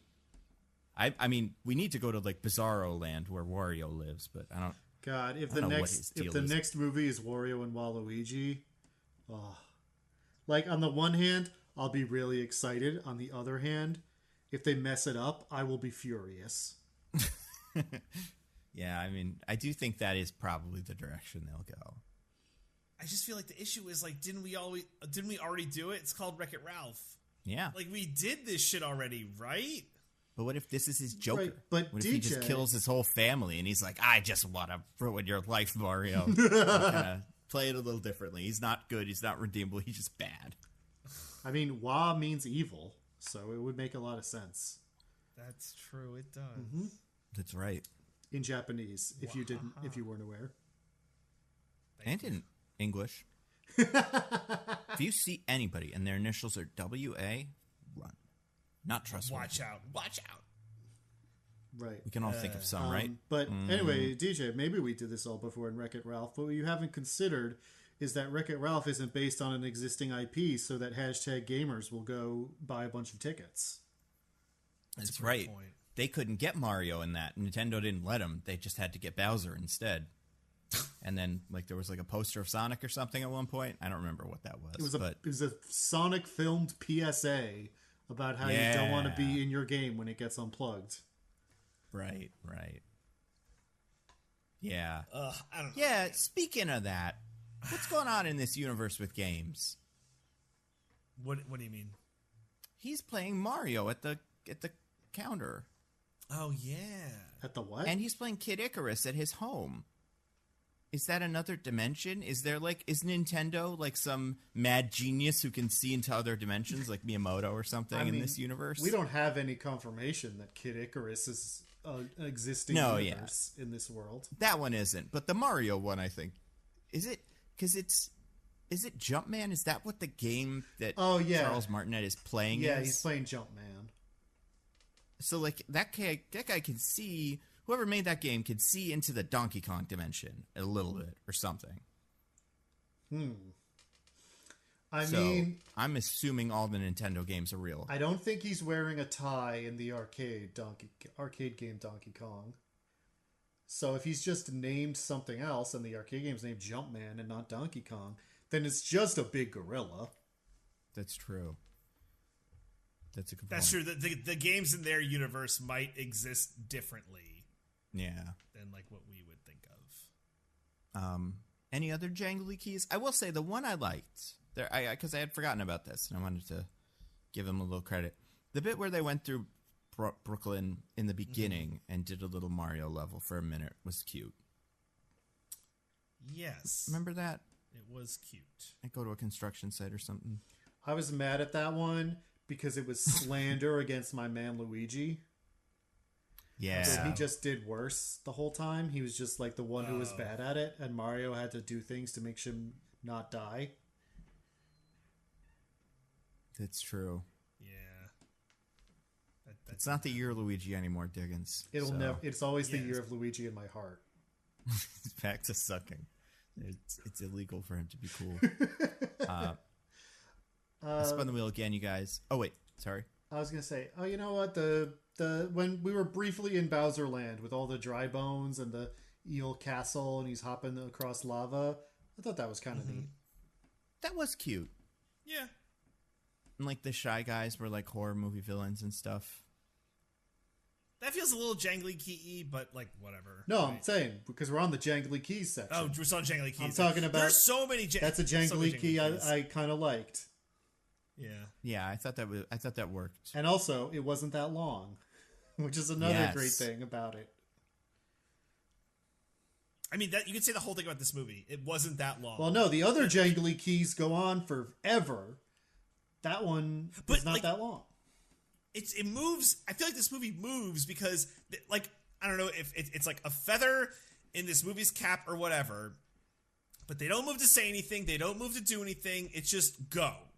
And it doesn't lag anywhere. Yeah. Like, even the I need a hero bit is like fine. Well, yeah, DJ, it doesn't move. It moves very fast and doesn't lag because 50% of the movie is jangly keys. Yeah. Yeah.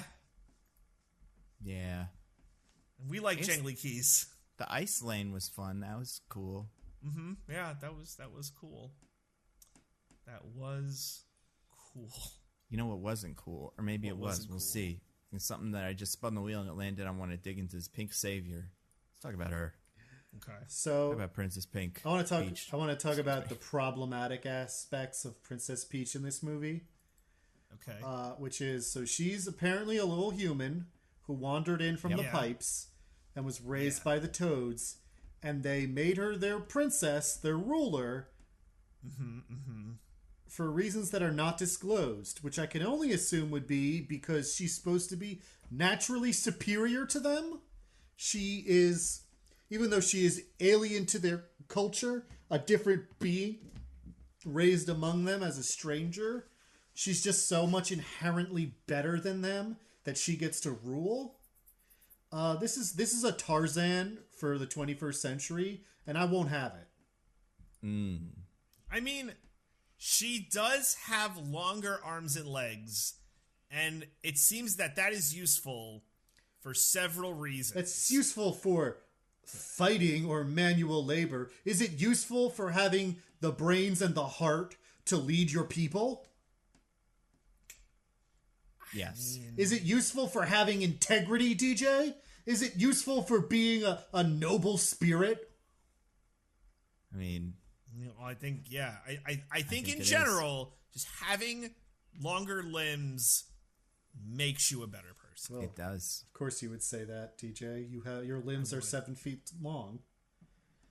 I'm privileged. What can I say? Yeah, That's why all the presidents have long legs. That's true. Why all presidents are tall.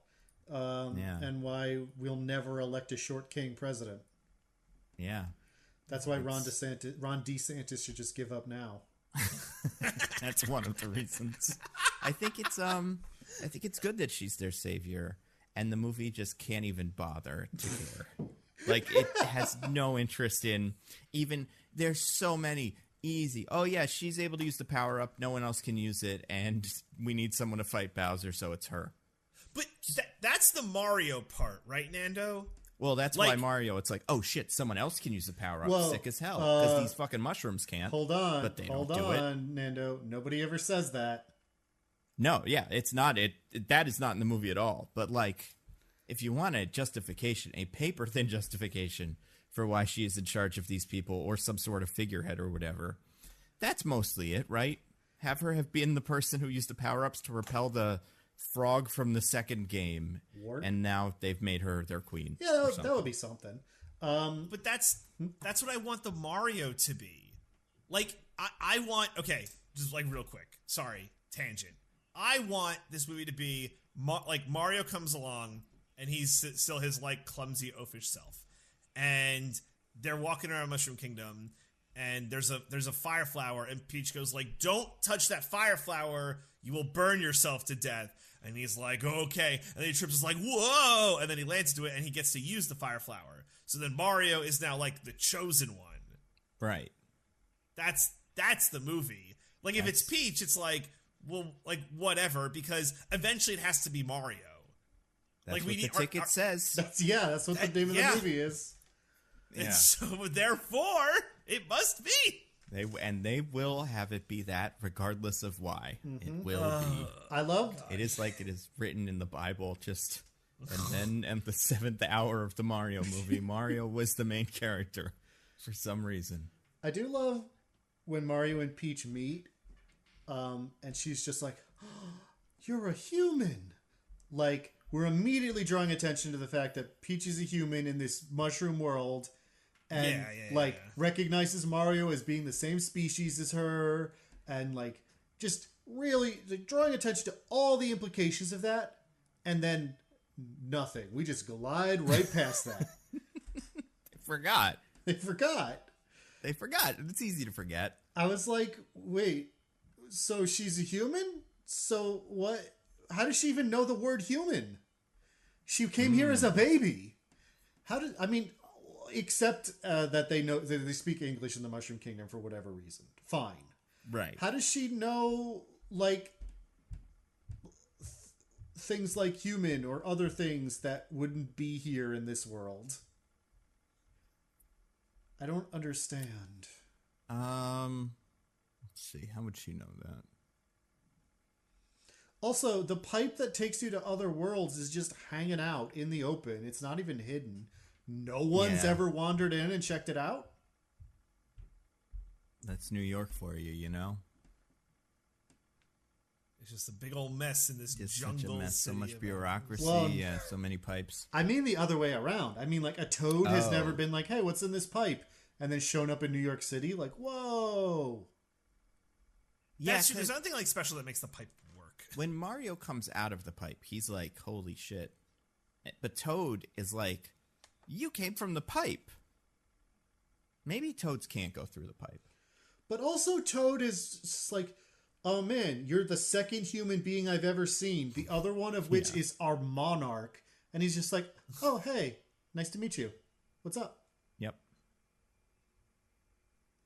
He's a friendly guy. It's like...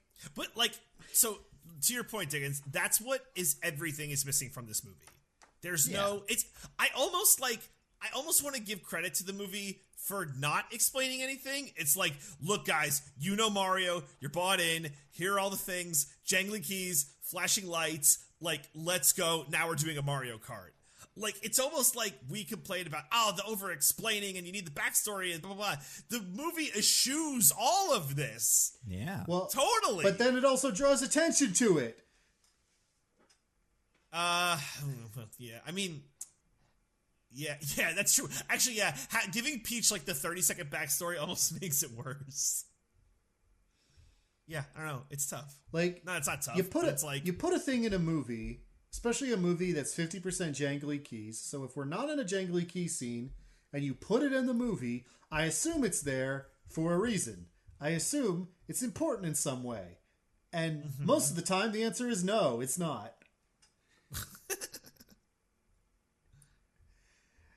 And I don't understand. I don't understand. This movie wasn't made for us. We're not. I know. We're not gamers. We're not children. We're not hashtag. If that's true, why are there Punch-Out references in it and stuff? Like, that's the thing about the children that I don't quite buy. Is like, there's no way Nintendo was like, let's make a movie only for children. That's how we'll make the most money. They tried to make a movie for adults. They put all the songs from our youth in there, or someone's youth. I don't know, but they were all there, and they didn't do the rest of it though. I guess I don't know. They put in all your favorite pop culture songs, just like every animated movie does. Exactly. Isn't that the gamers part? That's why it's all the punch out. DJ. I mean, I think we are gamers though, kind of. DJ, that's why you have to be careful. It's not for gamers. It's for hashtag gamers. Oh man, there's so much business. It's I get it. I get it.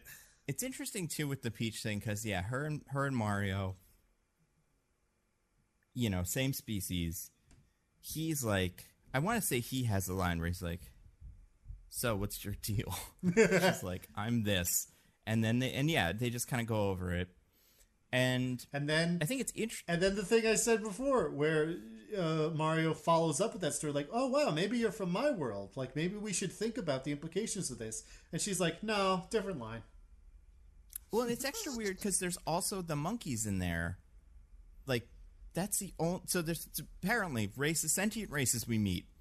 There's turtles and turtle-like things. Mm-hmm. Whatever the shy guys are, I don't really know what they're supposed to be. Are they like humans? They're shy. Yeah. Okay. So you got the monkeys, the Kongs. And that's a whole world. Yeah, the Kongs. And they have their own like society. The penguins. Mm-hmm. The star, we meet one star. So there's probably more of them out there. But if I'm Peach, I'm like, I guess I'm a monkey then. A weird looking one, but like I definitely look the most like them. And I think it's so weird that isn't part of it.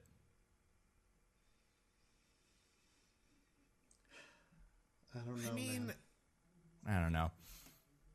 But like it's I don't want to ding so much the parts where it's like, yeah, this is all in the Mario movie, but like understanding that it's like, yeah, some stuff in the Mario movie doesn't make sense and some stuff in the movie here might not make sense, but like what's the movie's fault? That's like a weird thing to say, but like kind of, right? Like where did they mess up? Well, they messed up when she sees Mario and says, "You're a human." Yeah, no, yeah. You could have just cut that out, and I would have been like, "Yeah, she's Princess Peach." Like fucking whatever. I don't have any questions about this. Right, because in the games usually she has parents, right? I think in some of the early games she has, like the really early games, she has a dad. I don't think otherwise they ever come up. So is she also the only human in the Mushroom Kingdom? I mean, in the games? I guess there's Daisy and Wario and Waluigi. Yeah. Interesting.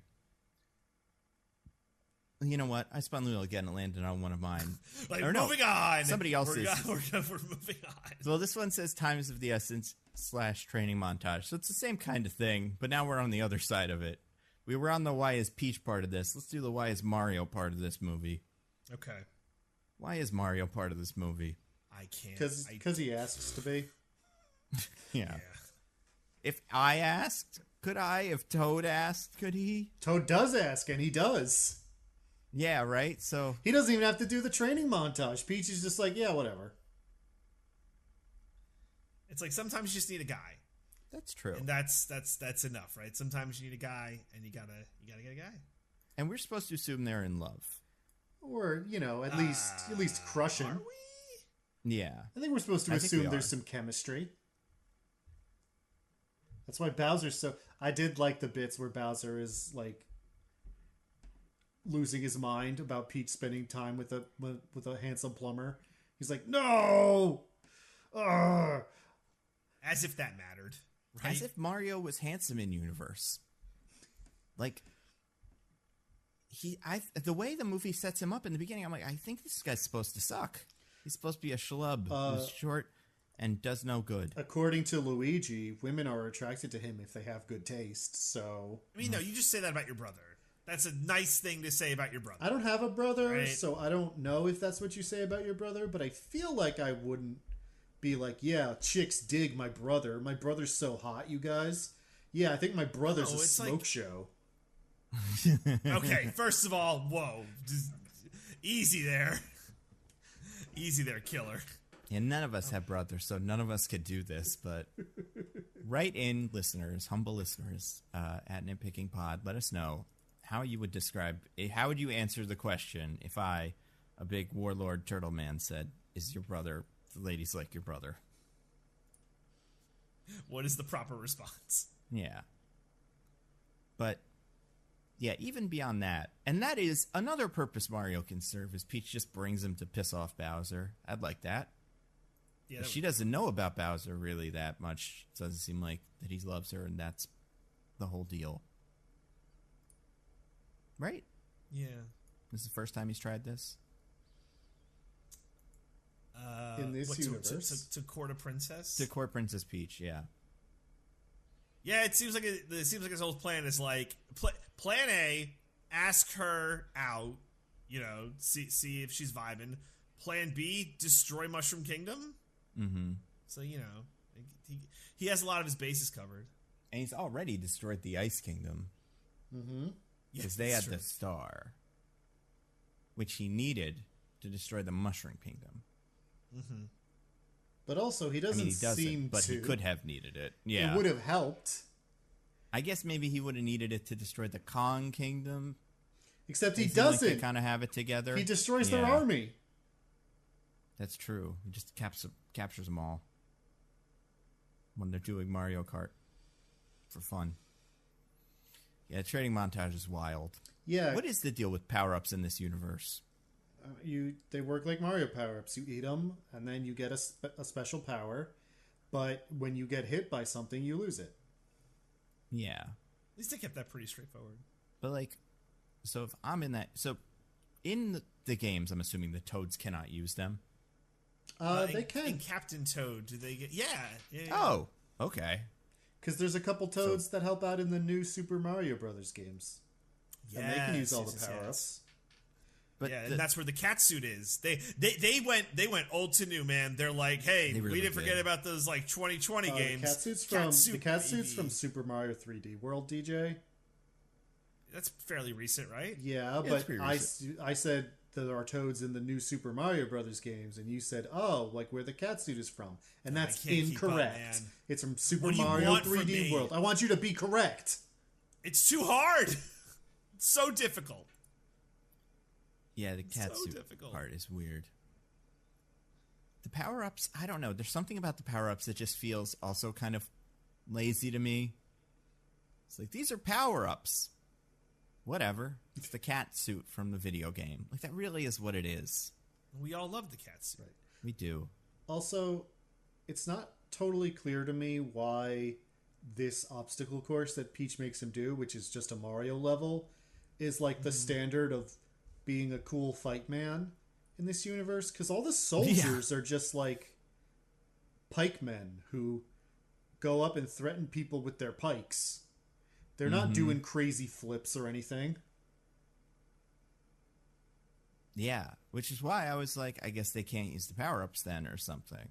But no, they can. They just don't. I mean, Donkey Kong uses one. That's true. I do love, one of my favorite parts of the movie is when the power-ups are introduced and Mario's like, what's that? And I forget how it goes. That scene, the order doesn't make any sense no matter what it's presented in, but I'm pretty sure she's like, this is a Mario course. This is how you learn to do Mario. And Mario goes, how am I going to do that? And she goes, with the power-ups. Watch me not use one and do the course. Yeah. What? Why not? Or do it. I don't know. Maybe you don't need the power-ups then. I don't get it. I really don't. Maybe she's permanently on a get big power-up. And that's why she's so much taller than Mario. Yeah. Or that she was a toad. If you're a toad and you take that, you turn into this. I want to know who trained her, because, as I mentioned, toads are inferior because they don't have as long limbs. Right. So they have the course, and they're like, all right, here's the course you got to do. But like Peach shows Mario how to do it. Which Toad showed Peach how to do it? I mean, Toad in the castle level of this Mario game is doing platforming better than Mario is. That's true. Yeah, gosh. And again, in New Super Mario Brothers, some of the playable characters are Toads, and in that game, there's no difference between playable characters, so they're as good at it as Mario. In my version of this story, the version that exists in my head, the Mario game is real. It exists in this universe. He's not named after it. It's called Jumpman or whatever. And there's like Jumpman 64. And Peach came into our universe, or into that universe, holding a copy of that game. And they went like, oh, we got to make this then. This seems important. This is you. You do this. Yeah, and that's why all the stuff is the way it is. Because, yeah, it's weird, too, because, like, the power-ups are in boxes. You hit the box, and a power-up comes out. Mm-hmm. But they also grow in a field. Yes. Mm-hmm. So they're not, like, the box is not a naturally occurring part of them. Or it might be. So who puts it in the box? Why bother? The power-up guy. That guy. They have a fucking guy. He comes through. You got a guy for everything. Yeah, he comes through every morning. Any power boxes that have been used, he resets them, fills them back up again. It's thankless work, but it's an honest living. I can appreciate that. How about the joke that Mario doesn't like to eat mushrooms? Ugh. Did you like it more here or in the Sonic movie?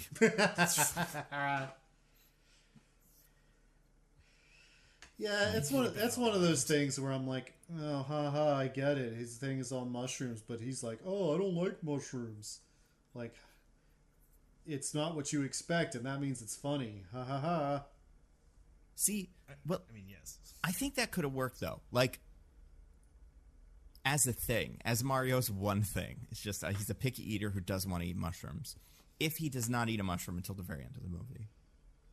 That's another take. If he manages to do the course without the power-up, because he's like, fuck it, I'm not eating the goddamn mushroom. I barely do it in Brooklyn. I'm not going on a vacation and doing it. And, yeah, at a moment of intense, like, everybody's going to die, he's like, I guess I'll eat a mushroom to save the whole planet. I'll do it for the Mushroom Kingdom, baby. Yeah. It also is so weird that they're mushrooms and they eat mushrooms, and it never made sense in the context of the movies, but it makes way less sense in the games. It makes way less sense in the movies. Like, whatever. When Toad tells Mario not to eat that mushroom because he might die, I want to know what mushroom Toad thinks that is. Is there a death shroom? Is there like a mushroom where if you eat it, you'll die? I don't know. Yeah. It's a good question. Yeah, These are the things that I thought about as I watched this movie as things floated by, and I'm like, maybe that's what happened. Maybe that's what happened to Peach's parents, and then they just didn't want to tell her because they thought it was too stupid. I mean, there's poison mushrooms, of course, which make you tiny, but I believe there are also there's also like instant death mushrooms in some games. Yeah, I want to say maybe Smash has something like that. No. Yeah, I got nothing. All right, bring it on. I spun the wheel again, you guys. Lands on one of DJ's, the Nihilistic Luma. Oh my god, can we talk about the Nihilistic Luma? That was an Illumination thing, wasn't it? Do they have characters that wish for death? Is that like a normal course of business? I think they have cute voice, serious thing, or something like that. I mean, to be honest, the first couple lines, I was like, it's kind of funny. Yeah. And then it kept going. And going and going and going. They loved that Nihilistic Luma. Yep. Yeah, so I guess to clear this up for anyone who might be confused, there is a character. So Luma from Mario Galaxy, you guys know what it is. So Bowser has like a bunch of prisoners in cages, and one of the prisoners is a blue Luma who, like, every line is, I need to die and I wish I were dead and I want to die right now. Yeah. And I'm like barely exaggerating. Like, there's a part where they're being lowered into lava and the Luma's like, finally, the sweet release of death. Well, I think it says, finally, mercy. It's fucking weird. Where kids like, haha, that's funny. Yeah. I think that's why I think it was for us. There were a lot of kids in my theater, and they were like, yes, this is for us. Man, that was something. Yeah, they really milked that one guy. I was kind of excited to see the rest of the, like, because I knew the Luma was in there because I was in the trailer, and I knew Luigi shows up in there. So I'm like, oh, who else has Bowser conquered? Just all those penguins. Yeah, I was going to be like, we'll see Yoshi's or whatever, Yeah, when I saw weird enemy. When I saw that scene, I was like, oh man, I'm excited for when Luigi rallies the prisoners and he does a cool thing in the movie that's separate from Mario because he's also a main character in this movie. And then I kept waiting. Yeah. For the sweet release of death, much like the Luma says. Much like the Luma. Also, are Luma's guys, like, it feels like Rosalina should be involved. I mean, Lumas can operate on their own and talk and whatnot. But they're also, like, I'm pretty sure they're, like, canonically, like, kids. And she is supposed to, like, watch over them. So, I don't know. Maybe he's lost. I don't know. Maybe she hates this one. Maybe she's like, I've had enough of your bullshit, Luma. Get the hell out of here. Yeah. Good luck. Stop wishing for death. Yeah. Luma, you're really bumming out the other Lumas. You're really harshing the vibe up here on my little floating island planet. And it's weird that he just has one of them. Yeah, it must have just gotten lost, because Bowser didn't conquer whatever she's from. The moon. I mean, he could never conquer Rosalina. She's like God. Right. There's no one better. She's so strong. No one is stronger than God. And that is something I learned from this movie. That's something I learned from the other movie I saw while I was in the theater. His only son. Oh, I thought we were going to say the Pope's Exorcist. That's not out yet. Oh, damn. Speaking of that, I spun the wheel again. The Luigi is in another castle. We kind of talked about that. But, yeah, Luigi wasn't really in the movie. Yeah. It's really weird. It's really weird he's not in this movie. Yeah, in the first, 5 minutes or so, when they're in Brooklyn and then then they go through the pipe, he's like the movie's deuteragonist. He's the secondary main character, or the second main character. And you're like, this is why it's the Super Mario Brothers movie. It's because it's about both of the brothers. And then he ends up in Bowser Land, gets kidnapped immediately, and then spends the rest of the movie doing nothing. Yeah. This is a real bummer. What would you do with him? What's that character? You want to have him do a little rally of the prisoners and stuff? Yeah, I think it should have been Mario does his big assault on Bowser's castle during the wedding or whatever with DK. Peach is fighting there. And then, well, that's happening, but they're like losing, or like Bowser's army is closing in and they're going to like intervene. So Luigi musters up the courage, rallies all the prisoners to bust out and fight the Bowser army so that Mario and Peach and DK can stay focused on Bowser. Right. Or he's doing like I don't want to say like doing a full Luigi's Mansion, but like he's like, I don't know, just some other threat that he has to like maybe like King Boo is like actually I have my own plan. I realize I'm suggesting a much more confusing movie. That being said, it's not like the runtime was an issue. Yeah. And it is canonical fact that King Boo has a death vendetta against Luigi. King Boo wants Luigi dead. Don't we all? Now that I think about it, I understand why they didn't have Peach be the one that was captured by Bowser. But maybe that should have been what happened. And then Mario and Luigi hung out. Peach could have been like secretly doing a plot. Like, I'm going to get captured by accident. And like, that'll be what or like, you know, seem like I'm captured, but really I'm going to do insurrection from inside. But like... Yep. Yeah. Yeah. The other option is that they need, like, they learn about the power-ups and stuff, like, on their own. Right. Or, like, from Toad or whatever. Like, Toad's like, we have this obstacle course, but only Princess Peach knows how to do it. We're useless.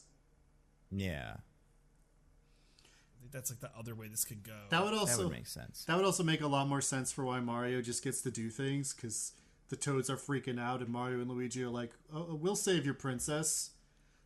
Yeah, and like, then, I don't know. Like, oh, she's the only one that knows how to open the pipe or something, so we got to get her back if we want to go home. Yeah. But instead, the movie's bad. And instead, they didn't do that, so they did none of it. I spun the wheel again, you guys. Landed on one of Diggins's, Holding Out for a Hero. Finally, in 2023, year of our Lord. The movie decided to do Holding Out for a Hero as a needle drop. Was this the worst one in the movie? Competitive category, but yes, absolutely. I do think it is. What were the other ones? Because that one was rough. There was the BC Boys one you mentioned.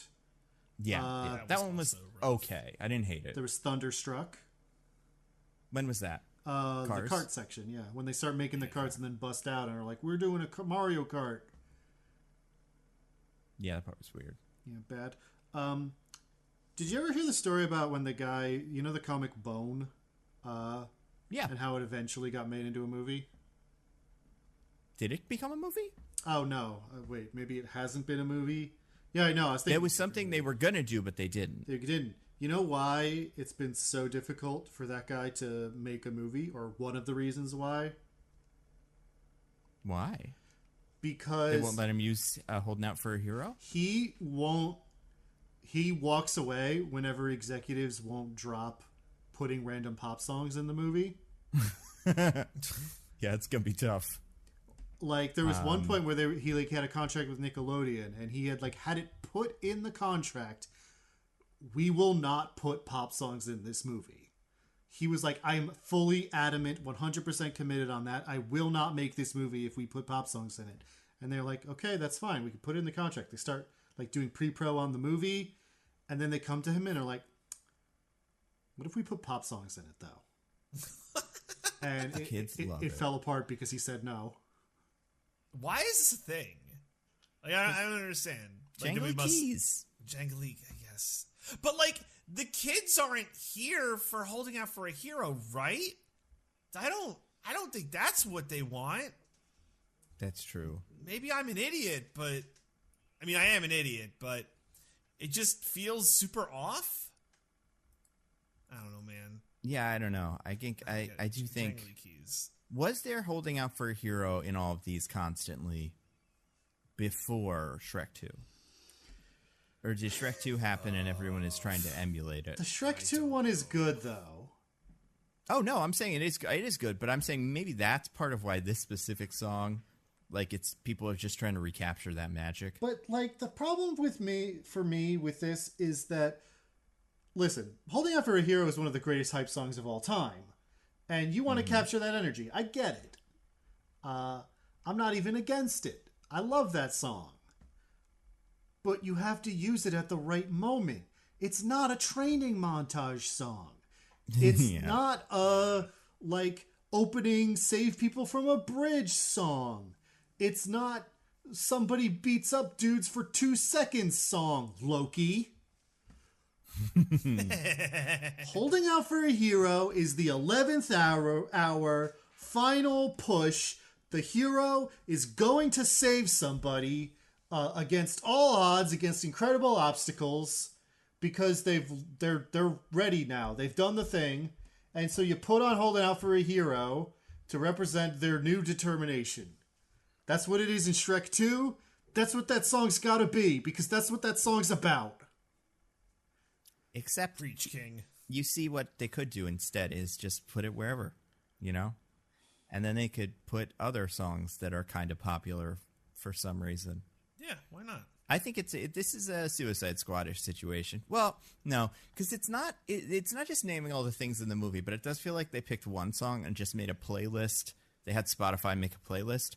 Because I remembered the worst one is Take On Me, where they have the 80s monkey do it. And it's just like, what are we doing here? Yeah. Like, yeah, no, I have to object. It's not a Suicide Squad, because Suicide Squad music choices are like insultingly on the nose, where it's like Harley Quinn has a bat, so we play swing bada bada bada, swing bada bada at that exact moment. But like, you can see why they picked it. It's just stupid. Yeah. Oh man, they're idiots.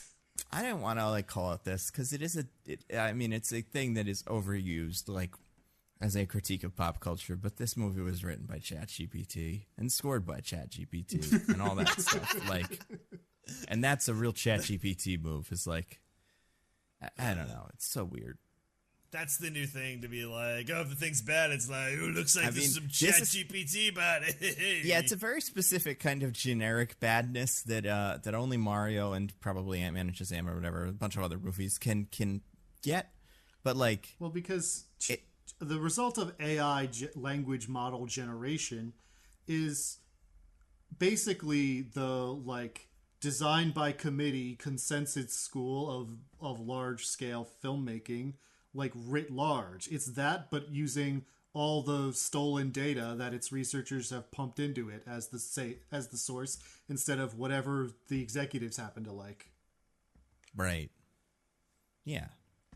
So they did that, but with like Lego Movie and stuff, and Despicable 3 and Minions. And wasn't that cool? Secret Life of Pets. What are the other ones they own? The Grinch, Sexy Grinch that wants to be dad. Did you? Yeah. The one who's gonna bone down with Cindy Lou Who's mom. Damn right. Obviously. Did you guys get the commercial for the new the trailer for the new, I mean, they are commercials, but whatever. The bird one. The bird one, where 70 or 80% of the trailer is just like, hey, we're Illumination. We did these other movies you liked. Yeah. And then also, we're doing this movie. Yeah, it took me a while to figure out what that movie was, but it's just like, it's like Vacation or something like that, kind of. Migration, I think it's called. Well, right, but it's like a children's version of the Vacation movies. Yeah, I mean, I guess it's just, like, this duck family is flying south. Right. And, like, that's something. And they meet a scary crane. Yeah. Played by David Cross. Kung Fu Panda 3. And none of the other ones. That's incorrect, but okay. Yep. The needle drops were rough. The needle drops were bad because the music was good when it wasn't the needle drops. But there were so many needle drops. When it wasn't the needle drops, it was just constant remixes of Mario songs, which, again, I'm not immune to propaganda. When I noticed a little sting that I remembered, I was like, oh, hey, it's that thing. Diggins, you made it very clear you are not immune to propaganda. We know that we can propaganda you to do whatever we want. Listen, we will. I'm just we saying. can even use propaganda to make Diggins believe he is immune to propaganda. Oh, that's man, that's devious. Yeah. 2 more things on the wheel. I spun the wheel, landed on. I can do this all day. This is one of DJ's, I believe. So am I wrong? They made Mario Captain America because that's the only thing. Or like, let me be clear. they made him Steve Rogers in Captain America: The First Avenger, because all he is a vessel to get the shit kicked out of him, and at the end of the movie to get the shit kicked out of him and be like, I'm the hero. Because I'm searching this entire movie to be like, what the fuck is Mario's character? And I'm like, I think it's this. I think they're just doing Steve Rogers Captain America first movie. It's what it felt like.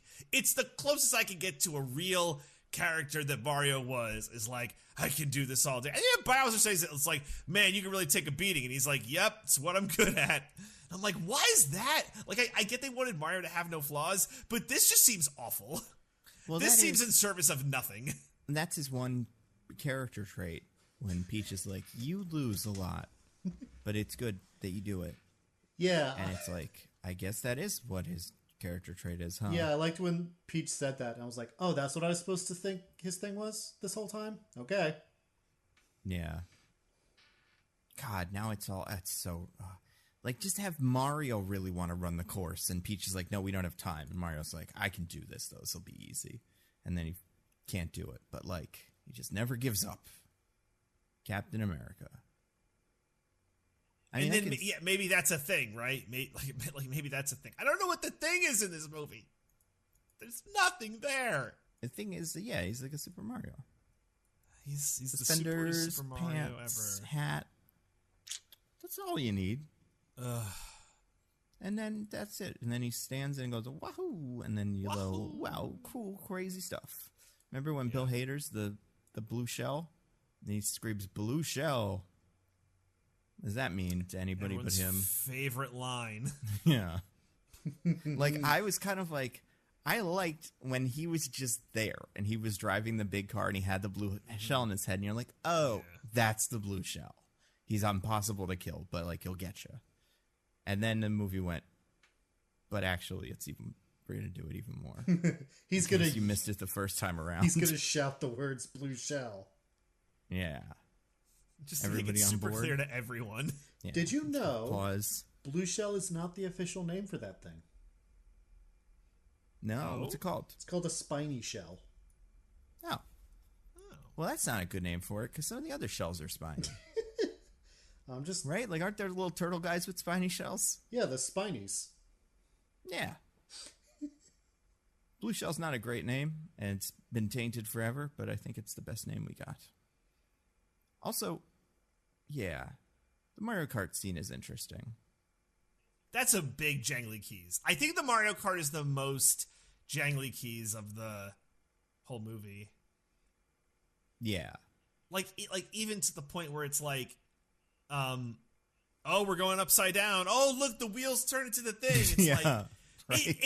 it's like they had in the writer's room, like someone from Nintendo, and they're talking, we're going to do this like Mario Kart scene, and we'll do like a little loop-de-loop. It's like, and make sure when you do the loop-de-loop, the wheels, they turn into little hover things, because the wheels when they go upside down are not wheels anymore. They're little hover things. Okay? Yeah. It's very important. That part was insane. Because like Rainbow Road didn't have those in the 64 version. We didn't need to do them. But it's in the new. It's in 8. It's in Mario Kart 8. It is. The cars do that. Yeah. Like, and also, it's so weird. Apparently, you can turn it off, and your car stops being anti-gravity. Which means, in the Mario universe, they've invented anti-gravity. Yeah. Correct. Good for those guys. Yeah. It sure is helpful. And they use it for kart racing. I mean, maybe just the Donkey Kongs have figured it out. Nobody else has, but the Donkey Kongs are also kind of idiots, it seems like, so they haven't been able to get anywhere with it either. Why is like Mario Kart the Kong thing in this world? Like, because it happens in the movie then. That's a great question. Holy shit, that's a really good question. Like, Donkey Kong is in Mario Kart, and I think Mario Kart 8, now that it has 100 characters, one of them is Funky Kong. But, like, they're not an especially big part of Mario Kart. I mean, if anything, they have Double Dash, but that's just a big ripoff of Mario Kart. Are you talking about Diddy Kong Racing? Or Diddy Kong Racing, that's what I'm thinking of. Double Dash is a Mario Kart game. Double Dash is the Mario Kart one, yeah. Who would you give it to? I mean, it would just be like a thing that exists in all the kingdoms. It's just like a thing they do sometimes. Yeah, right. It's like for some reason they're the cart experts. I guess and it's weird. I mean, first of all, I don't know, maybe last of all, we're getting a Kongs movie, so put that aside. The Kongs already had a thing here. It's like they are the big army. Right. Which is interesting because Peach goes, you need to team up with us because Bowser's going to take care of us and then they're going to come for you. And if I'm the Kong guys, they're like, well, if we're helping you, you guys aren't bringing much to the table. So I think we're okay to just chill and, you guys are going to get screwed. Like, we don't have to be a part of this fight. Good luck to y'all. But, right. Yeah, we're good. We're square. If only there were some Donkey Kong character who could be like the inventor guy who has invented the cars or something. And he's like, I put this together, and these are new things that no one else has had before, but maybe we can use them for cool shit. The Kongs just do all the things. Yeah. That's like their whole... And that could be their vibe, is like the Kongs are kind of engineers, and the Mushroom Kingdom guys are like magic, and they do power-ups, and the Kongs would never touch a power-up. Especially Donkey Kong, because he's too strong. He doesn't need them. And then in the end of the movie, he uses one. It's a big deal. But no, they use power-ups too. They put them on the course for fighting in case they want them. I think we keep coming back to different things this movie could be because it's nothing. And nothing. So, like, the only way to talk about it is be like, what if there was something instead? Here's one something it could be. I thought you were going to say one of the somethings it could be. Oh, no, I just meant excited. Because we've said several already. There are plenty of something. We just keep coming back to that. Yeah. True. Why can't the movie be something? That's our, takeaway. Well, DJ, It's the biggest animated opening of all time, so it shouldn't be that way because money, apparently. It shouldn't be that way because 50% jangly keys is what is the recipe for success, I guess. I don't know. And if they made Mario flawed, that may alienate some people, probably, maybe. Yeah, if some people saw Mario and he was bad at something, they would be like, I like Mario, and seeing him bad at something makes me feel bad. Yeah. But speaking of that, I spun the wheel again. Last thing on the wheel. This one's on mine. So Earth is fucked. At the end of the movie, as they move, Mario does on purpose for a maneuver, sends the bullet bill through the whole wormhole portal thing, and that creates a dimensional rift. Nando, it's a bonsai bill. Bonsai bill, excuse me. Sends the bonsai bill through the portal, which breaks the dimensions, and now Earth and Mushroom Kingdom are smushed together or something. Well, is that what hold happened? On. We had this discussion beforehand. Nando thinks they got smushed together. I think Mario and Luigi just live in the Mushroom Kingdom now. Did they take their whole bedroom, though? Well, they just built a new one, and it looks like the old one because that's what they're comfortable with. See, Diggins, I thought sounds like what this movie would do, but I don't know anymore. Part of me thinks I'm of the mind that is how this movie will progress. Is that now the Mushroom Kingdom? But Mushroom Kingdom, you get to Mushroom Kingdom via a tunnel, right? This feels like Thor, where it's like Mushroom Kingdom is its own thing, but you can drive from Mushroom Kingdom to Donkey Kong. That is not a separate reality. There is the video game reality and the Earth, so we got all of it. Donkey Kong's in Australia now or something. That's what I think it is. See, I feel like if that was the intention, then when they go to Mushroom Kingdom at the bit there, when they open the door, we would see Earth stuff there. But we don't. It's pure Mushroom Kingdom. Yeah. I guess my question then is well, how did they fix it? I mean, that implies that something is broken. They used plumbing. Well, I mean, they, after the explosion and then Bowser came into our world and his ship was there and all that stuff. What happened after they beat him up? They push it all back with a big broom? Yeah. That's cool. Yeah, why not? Yeah, I don't know. That part, I don't know why that part bothered me so much. Not bothered me, but why that, I guess the idea that Mario did this on purpose is insane. Well, I mean, he had to save the Mushroom Kingdom. Right, but take Bowser and be I'm going to blow up that tube you all love so much, and then that does it. Not Mario. Like, everyone's gonna die. The fucking whole thing just exploded. There were buildings that got crushed. This is on the news. This is a whole big deal. Yeah, how many people do you think got killed in this? So many people. It's like, it's big. It's a big deal. And it all happened because Mario was like, I think I could solve this plumbing problem without being asked. That's so dumb. That's the only part that I'm like, that feels like it's kind of not like a dig at the original movies, but that like just that plot device of like, there's just a pipe underneath New York City that you can go to. I don't know. That felt like they were just cribbing off that first movie. Mm-hmm. Yeah. But yeah, what do you think the next one of these is?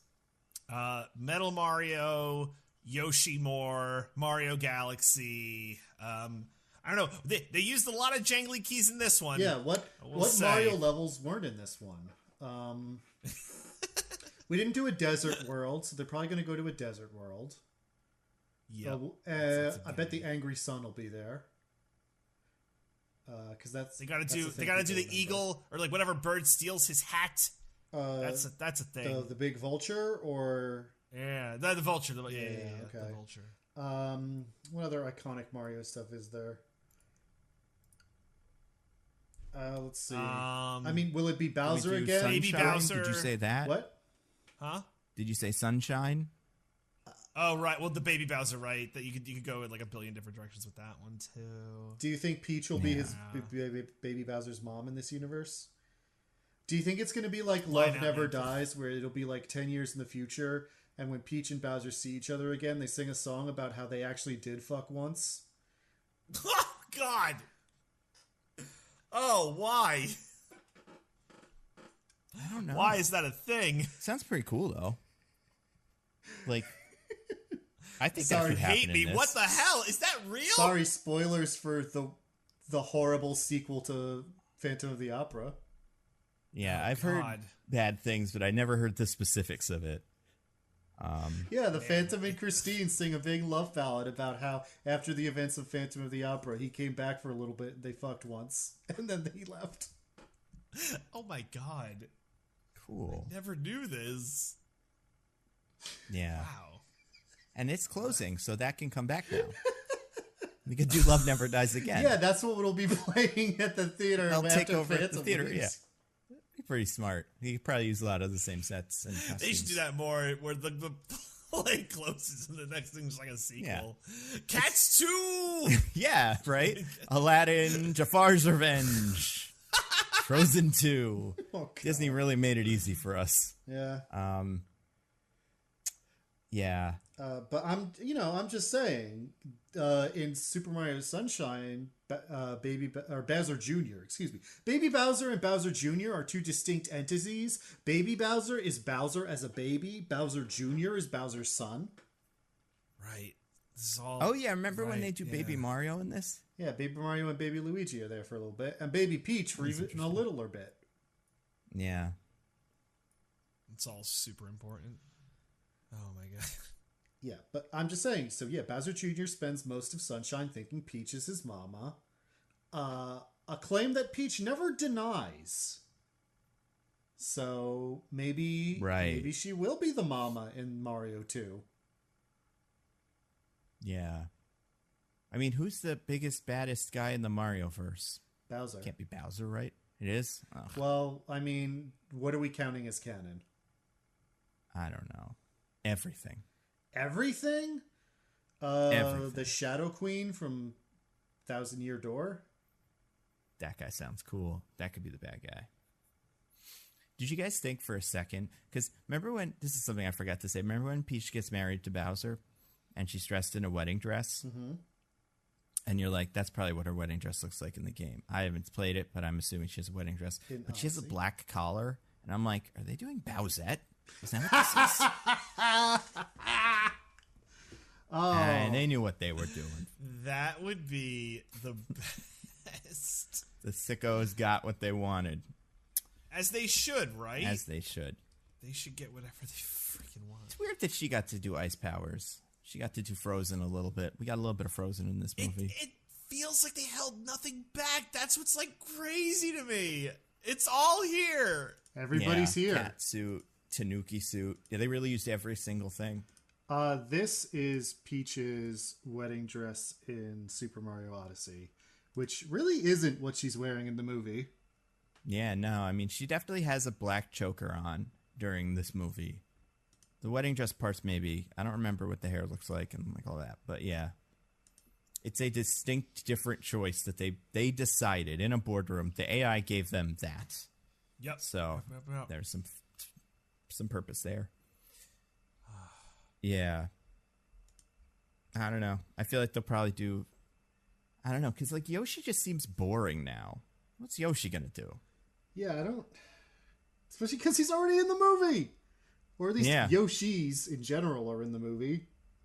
Right. Do you think Yoshi will talk? I think he'll do the saying his name thing. I think that's probably it. Everyone else talks, and DK talks even though he normally doesn't. Does Yoshi ever talk in like a show or something? I think in one of the early like cartoons. I still don't think so. I think it'll be like a dog. But I don't know. I feel like they'll mash it up with one. What's this? How about this? Here's the last question. What's the game that you could smush into this as the new world they're going to, or the new thing they have to deal with that's the closest to Mario? What I mean is, like, not Zelda or Samus or anything like that, but like, who in there? It's like if they showed up, you'd be like, oh yeah, I guess so. So something that's not part of the Mario universe, but is close enough that you would be like, yeah, okay. Yeah. I don't know. There's like so little crossover. Like, they'd have to start doing like sports, but even when the sports is all just them, you know, get Punch Out, get Mike Tyson, Doki Doki Panic. I mean, you must be digging deep into the like, wow, whatever's there. I can't believe you guys don't know what I'm talking about. I'm sorry, I don't. Super Mario Brothers 2 in America is actually just a completely unrelated game with the sprites changed out to be Mario sprites, and that completely unrelated game is called Doki Doki Panic. Gotcha. Cool. Yeah, you know who I could see showing up in here? This wouldn't make any sense. It's like Mega Man. Different company. Could, like, Japan start building Mega Mans to fight the Bowsers or something? They start building super fighting robots? Yeah. I think Punch-Out is actually a pretty good suggestion. The only other one that would make sense, and I know it's set in the future, but like Captain Falcon could show up. Because he's a human. I don't hate it. I don't hate it. I mean, you could do Link. You could do Link like Captain America and just have him be like, I just got him frozen. What's going on? Like, but, I hate the idea of taking the character who famously doesn't talk. And I think the setting for him is too important. It wouldn't make sense. I would only allow it if he used the voice from the Saturday morning cartoon. I think that would actually kill me. Like, if you guys like, oh, how did DJ die? It's like, that would actually destroy He walked me. into the Legend of Zelda movie and heard, well, excuse me, princess. Oh, God. What about Ness? Can they do him? He's from this, right? Earthbound He's a little boy with a hat. I feel like Earthbound is actually a game where the setting is very important. Yeah, I don't know. I mean, I'm fine with all of these. Could be one of them. Except Legend of Zelda. I'll be very clear. I'm not fine with that. Yeah, I think that's the obvious next step. Although I do think they're making something for Netflix. But like, if you had to take the second most popular one of these that's not already Pokemon or Sonic, it's Zelda. And that's tough. That's my childhood you're ruining. So yeah.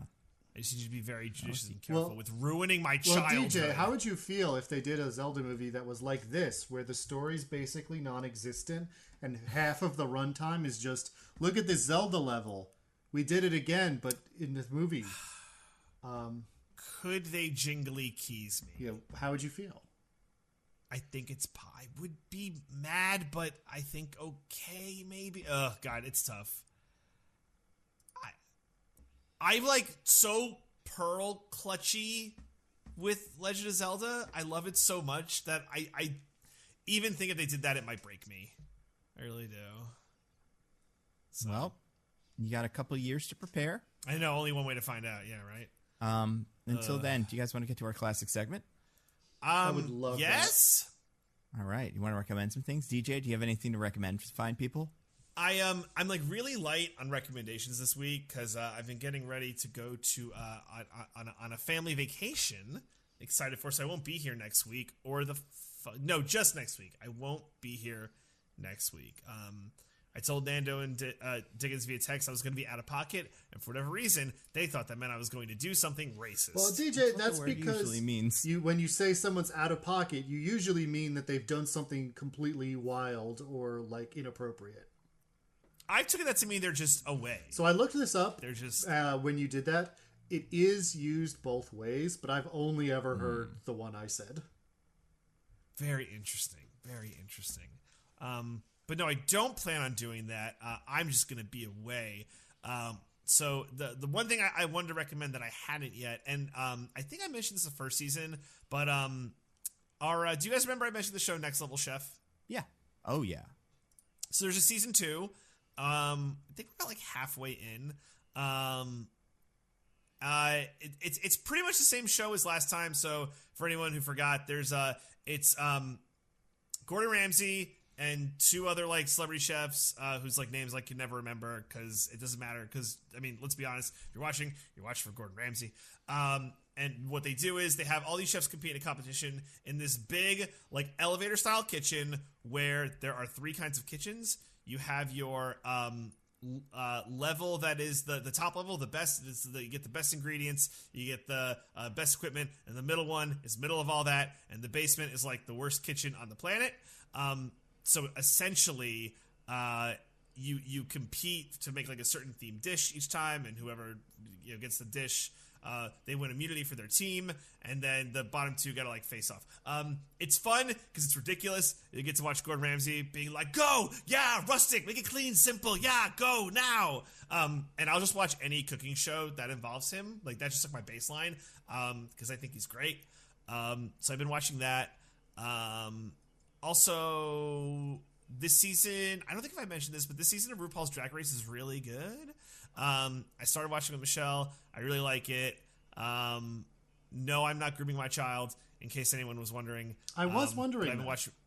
I've been watching RuPaul's Drag Race, and the season finale is coming up, and like I said, I've just been really enjoying that, and I think that's it. I can't wait for the season finale of Love is Blind. It's crazy. I know I already recommended it, but if you were kind of on the fence, go watch Love is Blind. This is the best season. They've figured it out. I think it's awesome. So I think that's everything that I care or want to recommend. So most of this week was me getting ready for this vacation. I am just tears, TIERS, of anxiety just stacked on top of each other because vacations just make me anxious. That was for no one except for people who care about that shit, I guess. But yeah, sorry for being light on recommendations this week. Diggins, what have you to recommend, good sir? I have a double-barreled recommendation this week. Oh my god! The first is I watched a classic movie, Some Like It Hot. Which, if you don't know, is the movie where the line "Nobody's perfect" is from. Obviously, they didn't invent the phrase, but if you know the context of the line, you understand why it's the button of the movie. They made a Broadway show of that, right? Yeah, that might come up later. Okay. So I watched the movie. It's a classic story of 2 like broke musicians who live in Chicago accidentally witnessed the St. Valentine's Day Massacre. Oh. Or, the movie's version of it. And need to go on the run because the mafia knows that they saw it and are trying to kill them, so there's no witnesses. Right. So to escape Chicago, they dress up as women and join an all-female band that's going down to Miami. Wow.